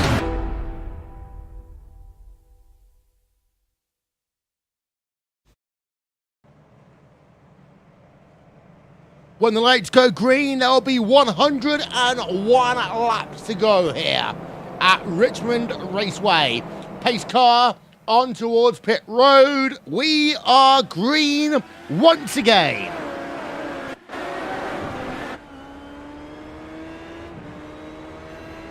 I'll tell you one thing here. The starts are fine, Jack. It just seems to be that turn 2 is really catching people out. Yeah, almost caught out Matt Cook and Niall McBride. Of course, the traffic now playing into these restarts. Niall McBride very high off at turn number 4. He almost collected the wall 3 times on that lap, I think I counted. Yeah, and because he's so slow right now, of course, these IndyCars, downforce cars, you have to have speed in them for them to actually work properly. McBride struggling there on the outside line. Yeah, you don't want to get stuck on the outside line for very long here at Richmond because you can get caught out for McBride. He's 5 laps down, so any chances of good position for him are all but over. Fastest lap of the race is going to be set by Matt Cook in 3rd position. He's done a 16.170, not quite onto the quali pace that we saw of a 15.9 for your pole sitter of Randy Crosno, currently running down in position number 19 as Matt Cook looks to get himself past Joshua Baird, who is laps down. But with that, he's got an opportunity to get past Randy Shoemake. They're going to go side by side, crossing the line, starting lap 154. Matt Cook going to get the move done and down into turn number 1. What broken arm is what Cook is going to say right now. Driving with a broken arm, and he is back up into P number 2. And I would argue he's in the best position of anyone inside your top 5 in terms of fuel and tyres. Yeah, he is in a very good position. Matt Molnar, though, at the moment, may have to make himself a green flag pit stop. Maybe not. We've got a car in the wall. That's John Elmsweimer. Caution is out on the circuit, and that happened off of turn number 2. Has the yellow line strike again? I don't think it has. It's more just oversteer and the weight jacker being wrong. Yep. Yeah, you can see dirty air. He lost the dirty air on the exit of the corner, slammed it into the wall. Elmsweimer is out of this event. Well, okay, now, if you are that driver of Matt Molnar, you have to pit, surely. He's done 100 laps now on this stint, and yeah, he is coming in. That's a sensible decision from Matt Molnar. He's just avoided the green flag pit stop, then losing 2.5 laps, going to bring himself down onto the lane. Good run up at the front of your field. Some very good clean restarts, and Matt Cook will now cycle his way up into the lead, and his tyres are considerably younger compared to Matt Molnar's. Yeah, they're not as young as Henry Bennett, Robert Grosser, Andrew Wood, Carson Broadway, et al. However, this is the 11th caution of the day right now. So this does mean that Cook hasn't done too much in terms of competitive racing. It does become hard sometimes to know kind of where your tyre life is. And it does make those in-car adjustments even harder to deal with, Jack. Yeah, and I think for those drivers, as they get towards the end of the stints, and also they need to remember what the in-car adjustments were at the start of the stint, I would expect to have all these drivers seeing them having them written somewhere down so they know where to set their car up, know how to get it ready to go back to green flag racing after they made a pit stop. And of course, seeing this strategy throughout the field now, all of these drivers can get to the end from here on this tank of fuel, apart from, I believe, Randy Shoemake. Shoemake is close. He might just be able to do so, of course, with the number of cautions we've had so far today. Second place in line is the driver of Joshua Bard, who is scored a lap down. Really was hoping that Cook was going to come on towards pit road. Of course, that would never happen. As you take another look inside of our virtual headset, we are on board right-hand side of your screen with Joshua Bard. And again, we have to say, he's done a nice little job there providing that feed for us. Yeah, it's great to see. We've seen it before in the form of Jamie Wilson and Team Chimera in the Sports Car Open, and that was where it was first debuted. We have seen it with a couple of drivers, and obviously Joshua Baird offering his services for the Classic IndyCar Series. And actually, it would be interesting to see it at full speed, running up at the front with Matt Cook, because it will probably show how much work he's putting into that car. Yeah, indeed so. It won't be the final race streamed on this channel. It'll be one of the most final races streamed on this channel, though. I want to give a shout out, of course, to a couple of people who has helped make the iRacing Esports Network ready to go. To Drew Adamson, to Doug Hunt, also to our friends over at V8 Online and LSR TV. Those of you wondering, yes, there are going to be more broadcasters coming over to the iRacing Esports Network. I've kind of taken a bit of a role, which Right, I always say, I've not got time to do anything else, and all of a sudden I'm helping get the iRacing Esports Network off the ground and writing very boring standards documents, Jack. And I have a feeling that tomorrow morning will be the first broadcast on that channel. V8s Online will be bringing you the V8 supercars, what they specialise in, I would like to think, as a light's going to go out on the top of the pace car. They are. We're going to go green flag racing this time by. So a lot of good series coming over. Classic IndyCar Series is going to be one of them. And of course, it is great to see. Actually, having it all in one place, I think, is going to be good for the viewers at home. They can just go and find the broadcast they want to find, go and find that series they want to watch, and they can just watch it to their heart's content. We would still like you, however, to subscribe to us on YouTube. All of our broadcasts will still be on there for your viewing pleasure whenever you want to like us on YouTube. Thank you very much. It means we can do more stuff over the course of time. And of course, yes, Sim Racing Expo will be on the Racesport TV channel as well as the iRacing Esports Network. Let's go back to Green Flag Racing. Double picture then on board with Joshua Bard and Virtual Reality. As you see behind, they are too wide there as Shoemake is going to be losing a position to Sam Sanders. Yeah, Sam Sanders has managed to make his way back up the order. He's managed to go from about 10th to 3rd. I think Shoemake very quick off of turn number 4. Sanders hasn't got anything to answer. That 05 machine of Jan Hoffman. In fact, actually, Hoffman's had a really good strategy call there, staying out for as long as possible. Now going to get held up by Sam Sanders. Car off to the inside. That's Joshua Baird. And that just looks like turn 2 stroke. And again, a little bit too much oversteer. I think there was also contact with the outside wall.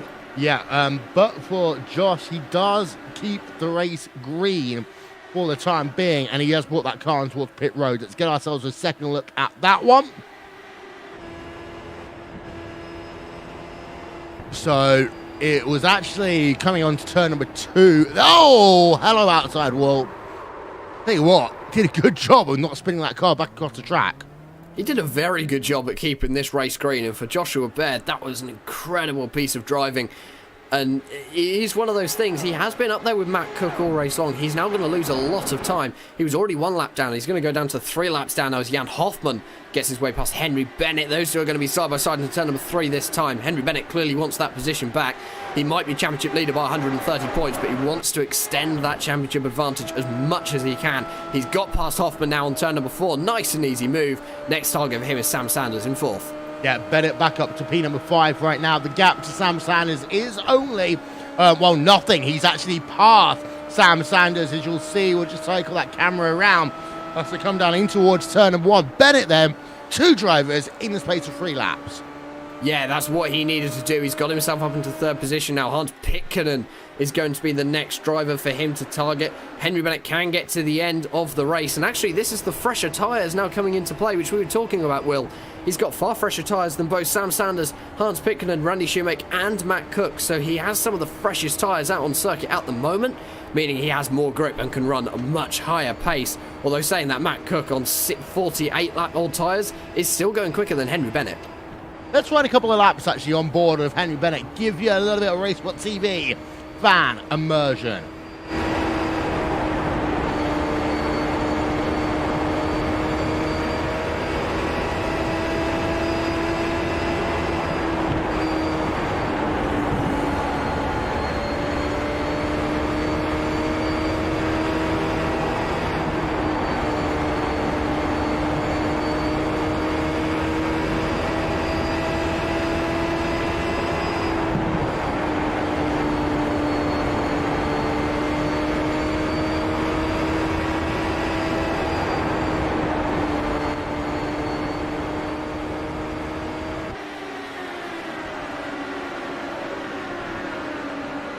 Matt Cook continues to lead this race by 2.7 seconds now over Randy Shoemake. Hans Pitkanen in 3rd. However, Pitkanen is being hunted down by the driver of Henry Bennett.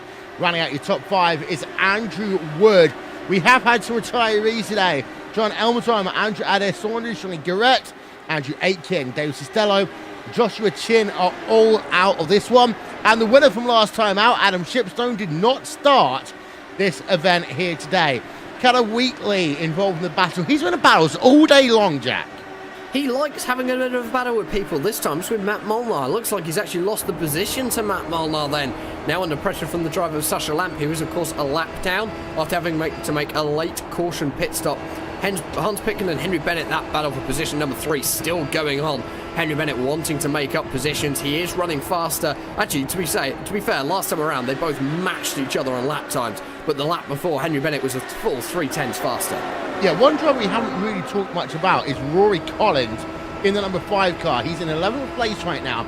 He's got Vesely Ollier in front of him, as Bennett has got himself past Hans Pitkin, as we expected. But keep it with Collins for the moment. He's battling out with Vesely Ollier, and he's a driver as well who seems to be in battles pretty much all day long. Yeah, this mid-pack is really strong at the moment. The battles are up all the way through it. I'm seeing a pack of cars actually running from 3rd down to 11th, and then another 3 cars from 12th to 14th. But the gap between 11th and 12th is only around 2 seconds, and Matt Molnar is in 12th. So expect him to close the gap to Rory Collins in 11th pretty quickly. But Rory Collins now putting the pressure on Vesely Ollier, who in turn is putting the pressure on Carsten Brodby in the number 35. Robert Grosser a little bit further ahead of him. There is a slight gap in that pack. He is currently putting pressure on Jan Hoffman for P number 7.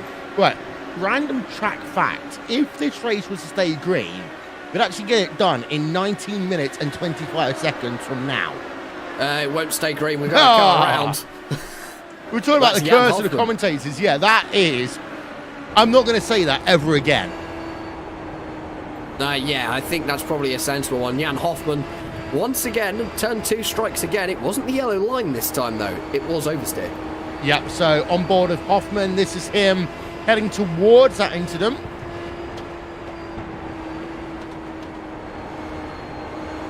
Pitch is wide, oversteer. SunTrust doesn't get a whack, but we'll be back in a moment.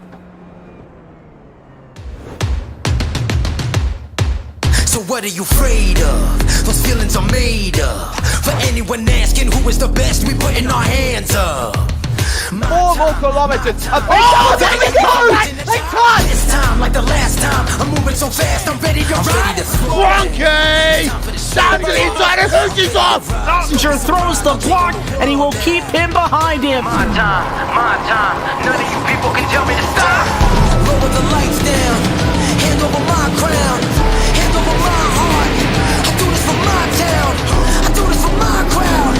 So turn me up real loud. My time. None of you people can tell me to stop. Turning the track up. I'm never go back down. Hand over my heart. I do this for my town. I do this for my crowd. So turn me up real loud. My time. None of you people can tell me to stop.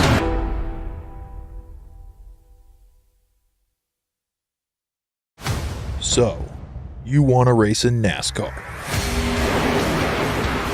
The road starts here. Introducing the eNASCAR Ignite Series powered by iRacing. This is the gateway for all aspiring 13 to 16-year-olds. Starting June 20th, ignite your dreams of one-day racing in the top tiers of NASCAR. Go to www.iracing.com/ignite for full details.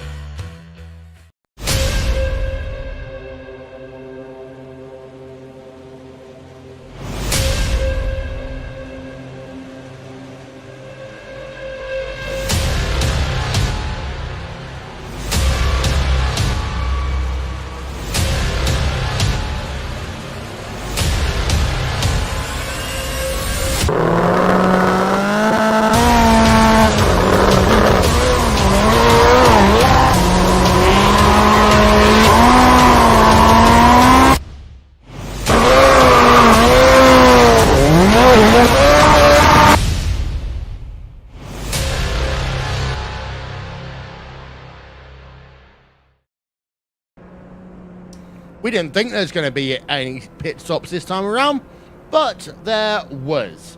Henry Bennett is your new race leader. Matt Cook, who was leading, down to P number 8, Jack.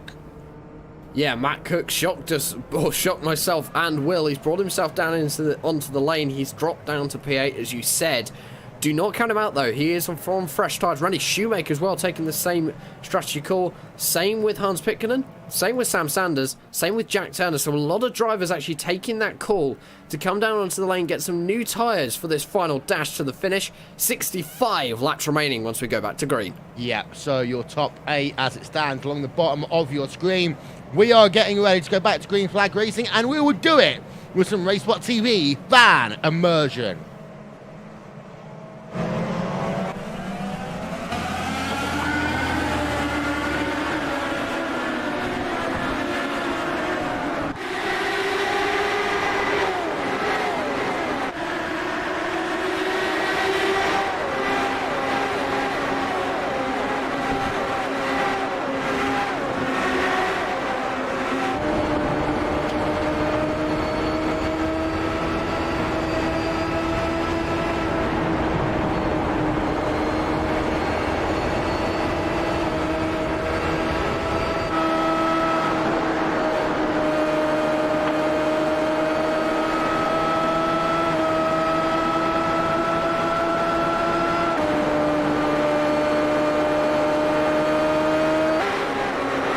Oh, we got trouble on track. And we're back to yellow.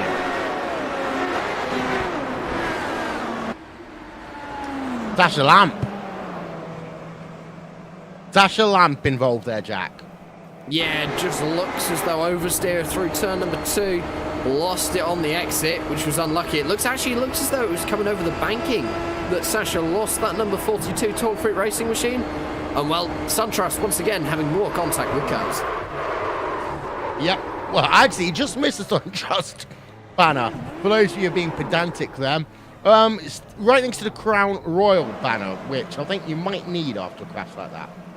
Yeah, I wouldn't be surprised. That was a heavy hit to the concrete wall for Sasha Lamp. Of course, we do have safer barriers around the outside here at Richmond. A little bit on the spare side on the inside of the course, though. So if you do hit that wall, you are going to hit it hard. So, back to yellow. Number 13 here today, Jack. 61 laps to go. Under green, it will take 16 minutes to finish this event. And that's how quick the laps are, by the way. However, in terms of time, we have got ourselves right now 33 minutes remaining. Yeah, so of course still around half an hour left to go in this event. By the time we go back to green flag racing, it'll probably be around 26 minutes left for these drivers to complete this race. So I'd say with one more caution, we could still make it to the end on laps. If we have 2 more cautions, we're going to be pushing it to get it 250 laps complete. I predict we probably finish about 247, 248. The Classic IndyCar Series, of course, on Racebot TV and on iRacing Live is boosted by Logical Innovative Engineering. I want to give a shout out as well to Joe Real Timing, who for all oval races will be handing out a JRT Pro Key to what is our vote, Jack, of the most exciting driver. We have, and obviously past winners. I'm not going to load them up on my screen because I do have them saved somewhere, but they are of course chosen by us, and it's usually, for me, it's usually the driver who I'd like to have it is the most deserved, the one who's put on the best show, and it's really, even if they've had issues, they've struggled through to get back up to the front of your field. Indeed, so as we're having a look then at Matt Molnar, he clearly has to be a contender today. I have many contenders for this award today. Matt Molnar is certainly one of them. He has had issues. He did that really long stint at the front of your field, and he's now currently running pre-5, back where he started for Matt Molnar. So for him, that's a pretty good race. And I think there are a couple of other drivers who I'd say, obviously Henry Bennett, your championship leader, currently leading the race. Andrew Wood, actually, another driver who I'm gonna say is a contender, because he started 26th and he's currently running in 2nd. Yeah, we just got the graphic up on the screen right now. Up 24 places here today. That is incredible there by the driver of Andrew Wood. Carson Bodway is up 14 places. Jack Turner up 12 here today. So double digit movers up in your field. as well. Matt Molnar, as we say, currently in 5th place. That's exactly where he started. Only 2 people inside your top 15 are where they started. The other one being Jan Hoffman, who of course had an incident earlier on. Yeah, he was running up at the front of your field for quite a while. He's dropped back once again. Strategy not playing into his hands very well. He has made 6 stops compared to Henry Bennett's 2. So Henry Bennett clearly going for the 2-stop strategy here today. Yeah, indeed so. So, we are going to go back to green flag racing with a total of 58 laps to go. Bennett leads, Wood second, Grocer third, Broadway in 4th, Matt Molnar rounds out your top 5. Keep an eye out on Grocer. He's been very quiet here today, but he does know how to win at this type of track. As a pace car on towards pit road. Let's go green one more time.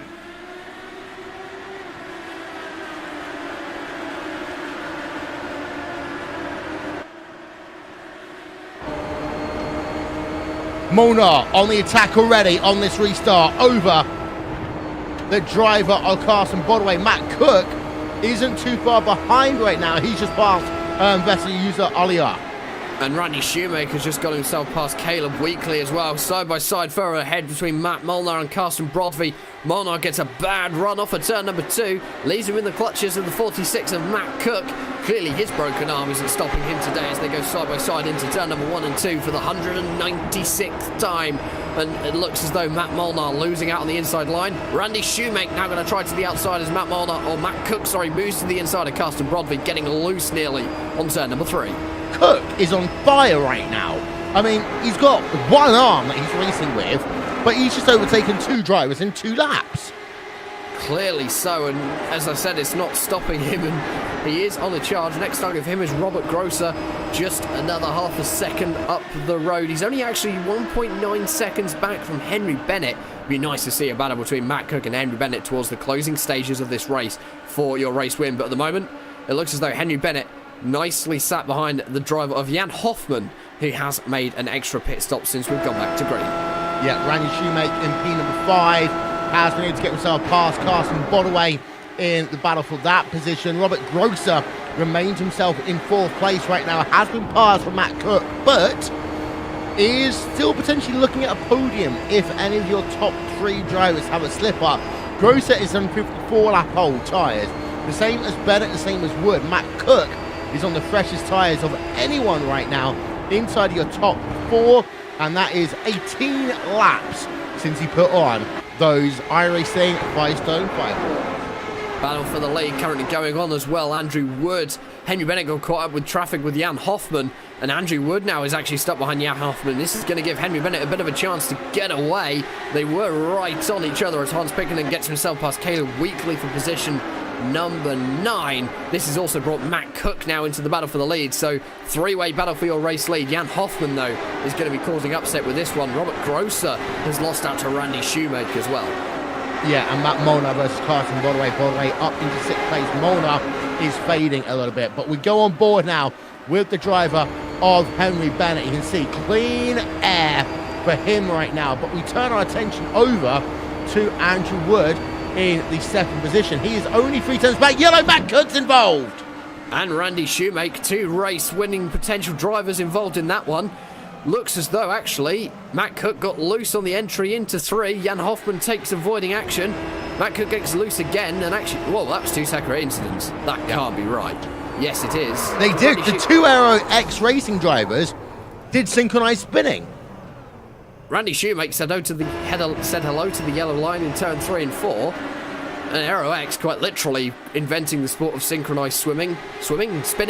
And the 3 and the 46, well, they've just had a bit of a teammate incident that you don't often want to see.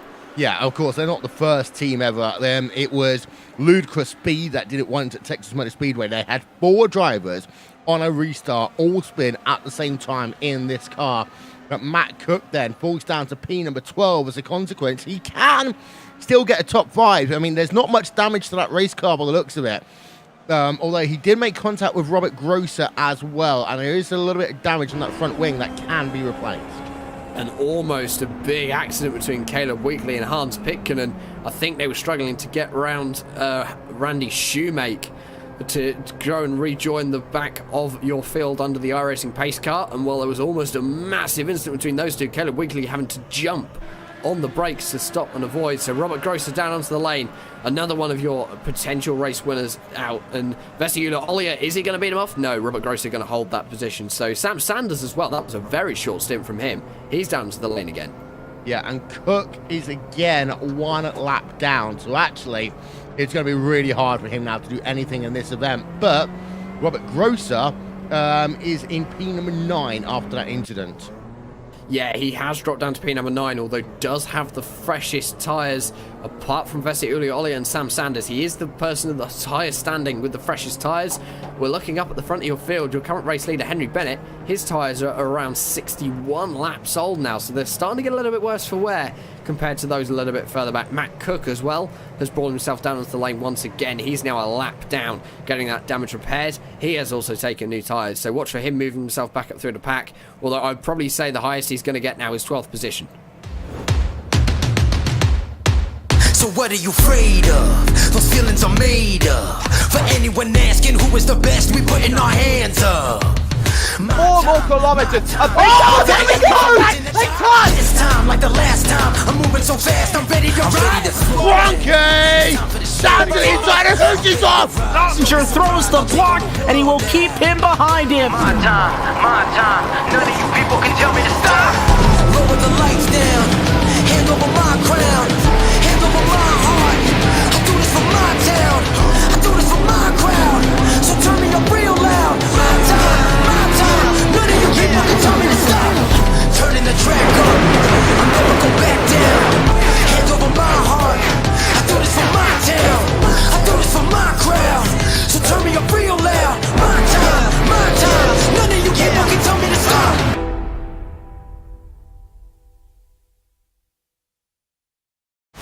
So, you want to race in NASCAR. The road starts here.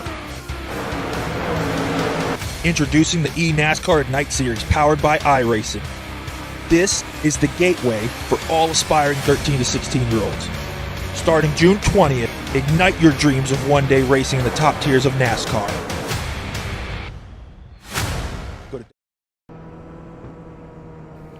Okay, then here are your top 8 along the bottom of your screen right now.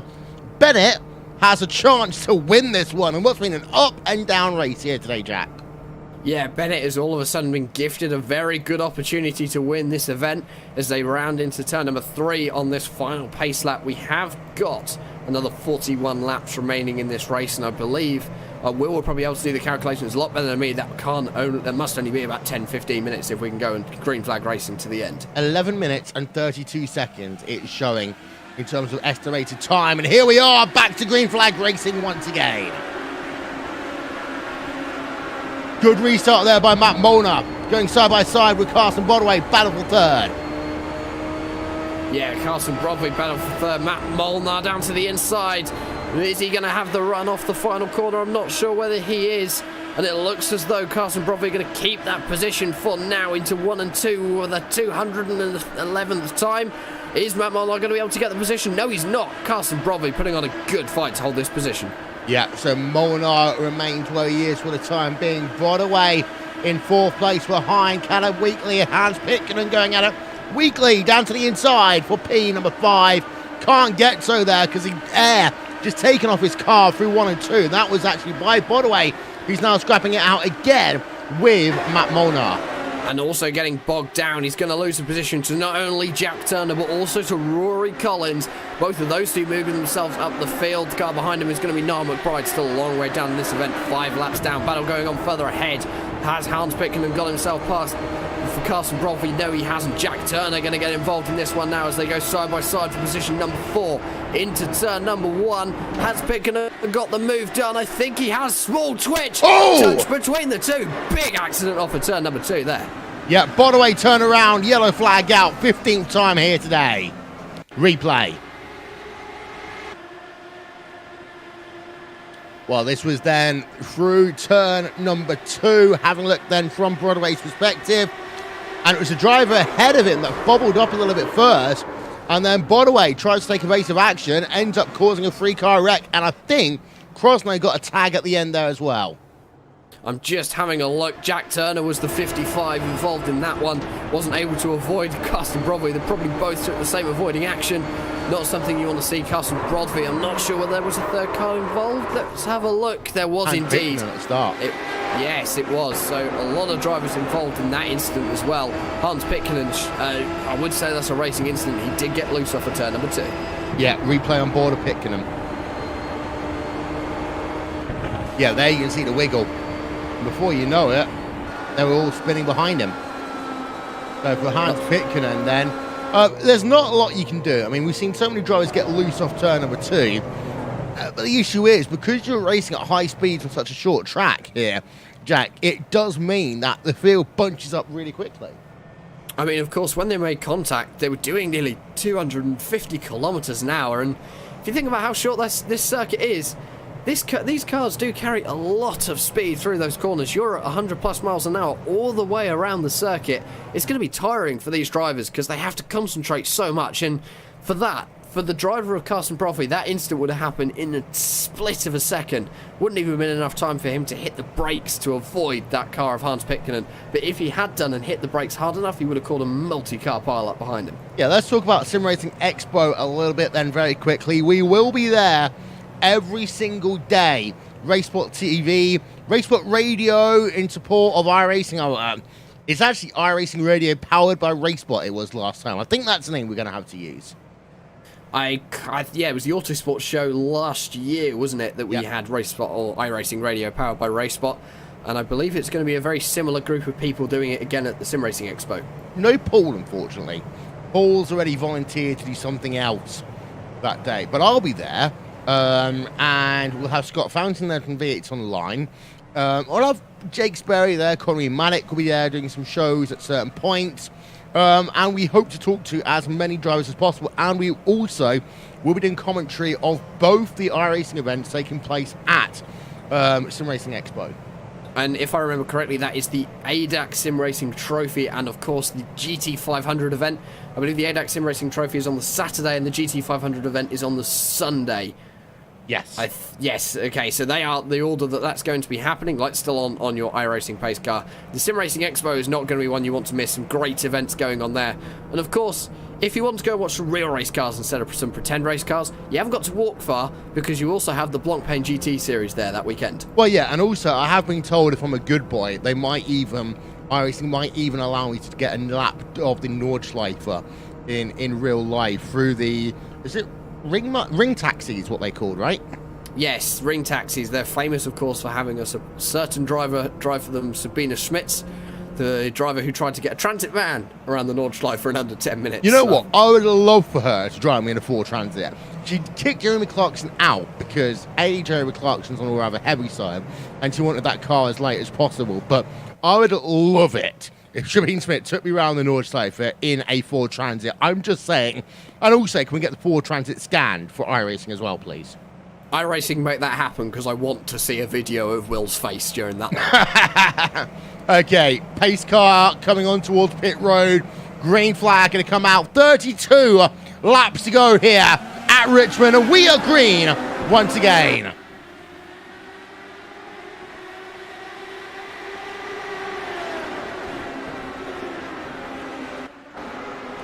Collins having a battle then with Caleb Wheatley for 5th place on track.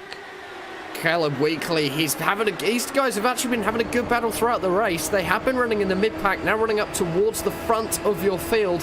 We have, of course, only got 30 laps now remaining in this event, roughly around 15 minutes remaining as well. So as long as we go for green from here, we should make it on laps. It's going to start pushing for time if we have another caution. Touch wood, we won't.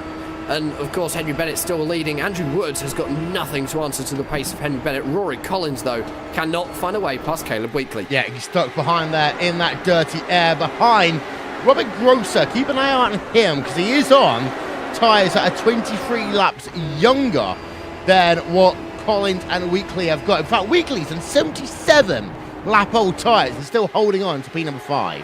That's incredible, and in fact, actually your top two are on 77 lap-old tyres. Matt Molnar's tyres aren't too much younger as Jan Hoff. Matt Cook making another pit stop, Will.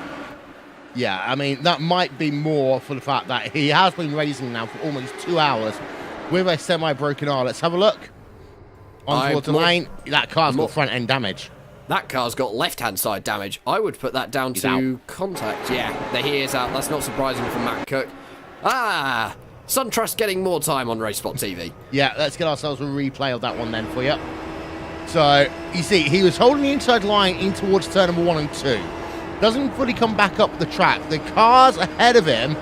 Oh, he tried to avoid the 75. Yeah, he just ran inside barrier, and as a consequence, we do stay green, but Cook is out of this one. Yeah, Cook is certainly out of this one. One of your potential race winners, unfortunately, out. We are going to stay green, though. That is a good thing. He was able to keep his car offline, and good driving there by the driver of Matt Cook. He knew what he needed to do to make sure we didn't have this one interrupted. But Niall McBride now moving himself up another position. Of course, Matt Cook now losing quite a lot of laps. Battlefield race lead currently split by around 0.3 of a second. Although, as it stands, they're currently matching each other on lap times. Last time around, both setting 16.3s. Robert Grosser getting himself past Caleb Weekly, but Caleb Weekly fighting back into turn number 3. Side by side, they go through turn number 4. Loose off the edge of the corner goes Caleb Weekly. Robert Grosser gets a free pass to get past. Looks like some lap traffic as well, going to make their way past that driver of Caleb Weekly. Yeah, and what I see there as well is the old tyres then kicking in for Weekly as he loses the position to Robert Grosser. Shoemake unlapped himself to him, and also the 55 car got past, even though he is a lap down as well. So Weekly's tyres, he's holding on, and we got a yellow flag out on track again. That is Jan Hoffman, second time today. Replay. And fine through turn number 4. In towards turn number 1. 2. Yep. Back end. Through turn number 2. Again. That looks as though it was another incident where they were coming off the banking, in fact, and it just got some oversteer. Again, that's your anti-roll bars and your weight jackers not being adjusted to how they need to be. And, well, Jan Hoffman wasn't as heavy as Matt Cook into that inside barrier, but it was heavy enough to cause him to drop down a few positions. He does stay out on circuit at the moment. Caleb Weekly going to bring his number 12 machine down onto the lane, looking like his run at the front of your field is over. Joshua Baird as well coming down onto the lane for supposedly the final time with just 19 laps remaining in this race now. So, you want to race in NASCAR. The road starts here. Introducing the eNASCAR at Night Series powered by iRacing. This is the gateway for all aspiring 13 to 16-year-olds. Starting June 20th, ignite your dreams of one-day racing in the top tiers of NASCAR. Go to www.iracing.com/ignite for full details. So what are you afraid of? Those feelings are made up. For anyone asking who is the best, we putting our hands up. 4 more kilometers. Oh, there we go! This time, like the last time, I'm moving so fast, I'm ready to ride. Frankie! Down to the inside of Hoosie's off! Passenger throws the block, and he will keep him behind him. My time. None of you people can tell me to stop. Lower the lights down. Hand over my crown. Hand over my heart. I do this for my town. I do this for my crowd. So turn me up real loud. My time. None of you people can tell me to stop. Turning the track up. I'll never go back down. Hand over my heart. I do this for my town. I do this for my crowd. So turn me up real loud. My time. None of you people can tell me to stop.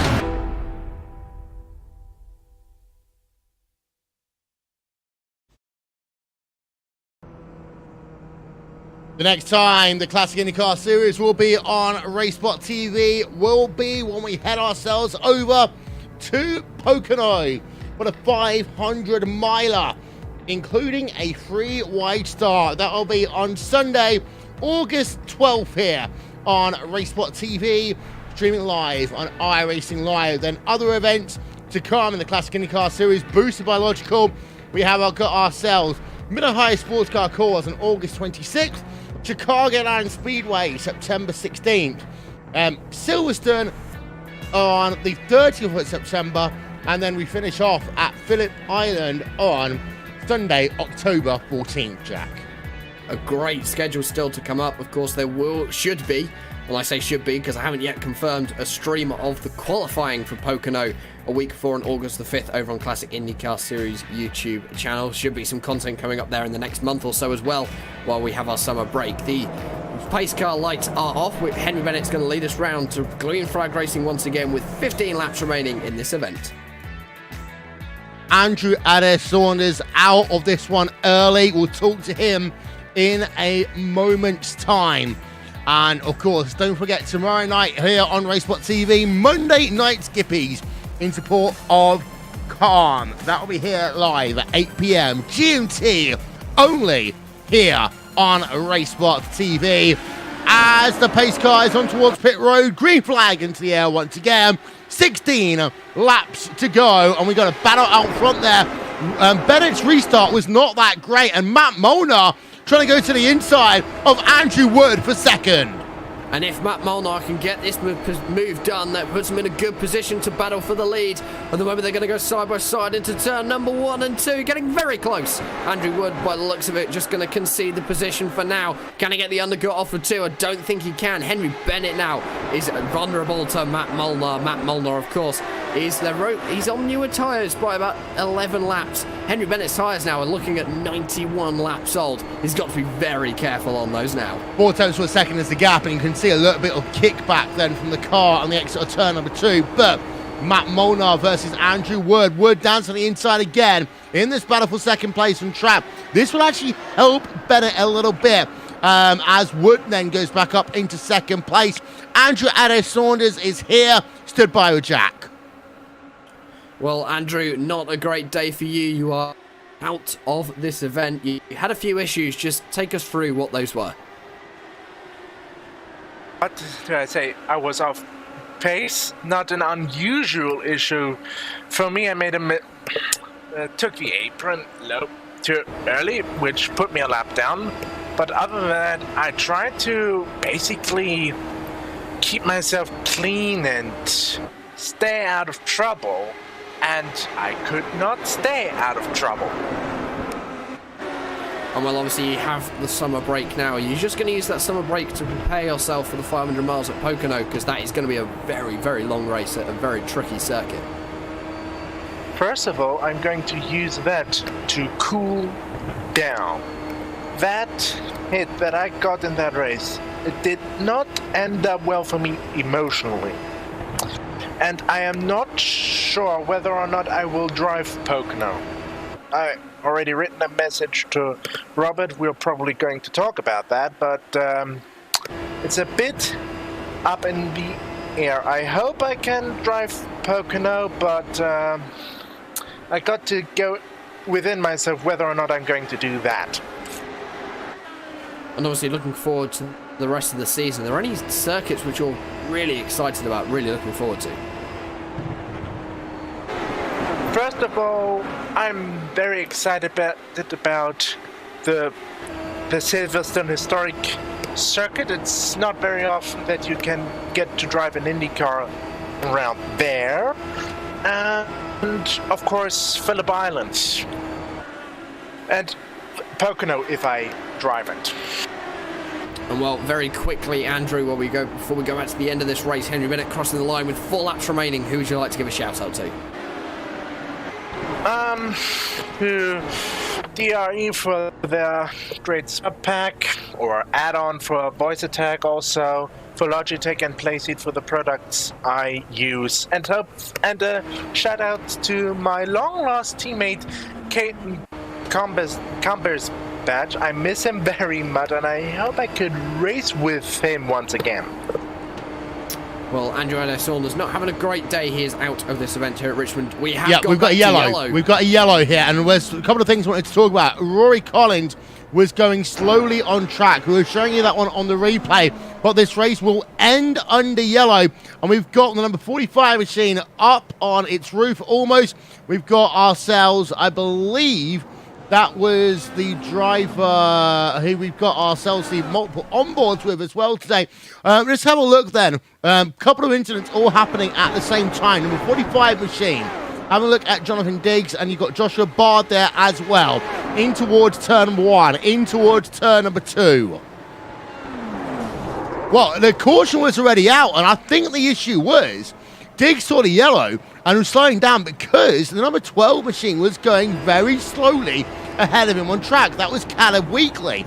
Let's have a look then. Again, yeah, Diggs has to slow down and just gets ran into behind by Joshua Bard. Let's have a look now at Caleb Weekly. He touches the yellow line through turn number 2. And we're going to see now incident developing on the right-hand side of your screen. Well, crazy end to this event here at Richmond because we are on the final lap. Henry Bennett is going to be bringing the cars through to the checkered flag. Henry Bennett will be your winner here at Richmond in what was a crazy finish there, Jack. Yeah, it was almost, I was almost going to say we're going to come to the end, or we're going to get to the end on the green flag, and as the fireworks go off, Henry Bennett will win round number 7 of the Classic IndyCar Series from Richmond before we go to the summer break. And I think there was about 4 incidents all happened within about 30 seconds of each other. Seeing that incident, I have a feeling that the driver of Rory Collins may have run out of fuel, because I think I saw him splutter. So Rory Collins running out of fuel was the first issue. He got off the racing line as quickly as possible to avoid a caution. And then obviously those incidents between Caleb Weekly, those drivers of Joshua Baird, and also the other driver involved with that one, which I've already forgotten. 45 car, Jonathan Diggs. That's the one. Oh yeah, I do pay attention occasionally, but Henry Bennett is your race winner. We'll get a look then at your final race result in just one moment's time. We see 17 cautions here today, Jack. We were 1 caution shorter than at Milwaukee. Progress, right? It is slow progress, and for a short track, it isn't too bad. And of course, when we go to Pocono in 6 weeks or so time, we are going to see hopefully slightly less cautions. It's a much longer circuit. It's the driver's a 2-minute also going pace lap.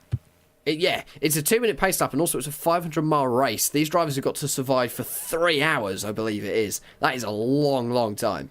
Yeah, you're looking at anywhere between 3 hours and 4 hours if there are a lot of cautions. We'll talk about that one in a moment's time, though. Let's have a look at your final race results.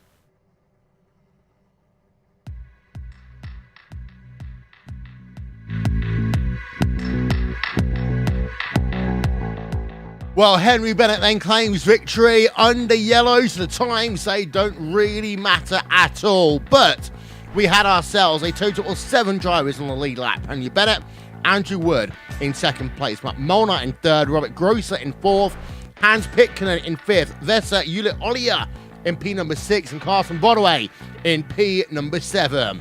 Jack Turner in 8th place, Caleb Weekly, of course, you saw him involved in that incident at the end, in P number 9. Sam Saunders rounds out your top 10. Behind, Jan Hoffman had 2 incidents here today, down in 11th. Randy Shoemake led laps at one point, but falls down into 12th place. Randy Crosney, his teammate, in 13th. Rory Collins in 14th, and Jonathan Diggs rounds out your top 15. Rest of those results coming up on your screen right about now. Jack, Pocono in a couple of, in 6 weeks' time. And well, Pocono, of course, you did mention it, 3-wide start, and we are going to be able to achieve that by having an honorary pace car driver. I'm not going to say who it is because it's me. And of course, so I'm probably going to be a little bit later getting to the commentary box for that event. But Pocono is going to be an interesting one. It's not called the Tricky Triangle for a reason. And we are running the older Pocono. We're running the bumpy Pocono, not the rescan one. So it's going to be the one that these drivers have got the most experience with. But it's going to be very interesting. These cars can get very twitchy over those bumps. Yeah, indeed. So that will be coming up in 6 weeks' time. Of course, we're going to be at Sim Racing Expo. Don't forget, the iRacing Esports Network comes live tomorrow. It's online, LSR TV, and Us Racebot TV. I'm going to give them... there we are. We've got someone to talk to finally. Henry Bennett, race winner, stood by with Jack. Henry, first of all, congratulations. You're on extremely old tyres. You made the two-stop strategy work, and you were one of the only drivers on that two-stop strategy. How was it running on tyres which, in some cases, were 105, 110 laps old? I found it absolutely fine. In practice, we didn't find much drop-off in tyre performance as the fuel ran down. So yeah, we knew we may even be able to make it on one stop. And obviously, 6 weeks' time, we head to Pocono for the 500-mile race. You're going to be going in as championship leader. That's surely going to be a very interesting one for you. Is that going to be a case of trying to get as many points as you can? Yeah, that's the plan. Go for wins when I can, but it's all about taking home the points, driving safely, not taking too many risks. And then, of course, rest of the season, you are going to be championship leader by some margin after going out of Richmond today. Is it now a case of trying to bring that championship home? You won the Winter Series going into 2018, and I'd probably put you down as favourite for a championship winner now. Yeah, with that big lead with over half the season over now, I'm quite confident, but obviously things can go wrong. As we saw last year, Lucas had quite a big lead at this point in the season, and he lost it at the last race of the season to Robert. So yeah, just got to keep on plugging away, working on the setups, and executing good races. Surprised to be in the position I am now, because the short ovals aren't really my thing, and surprised with my performance today. Really, the performance of the car.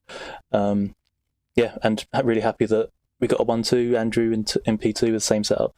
So yeah, a good day. And of course, before we go and let you celebrate with your team, who would you like to give a shout out to today? Andrew and Niall, and everyone at Powerslide.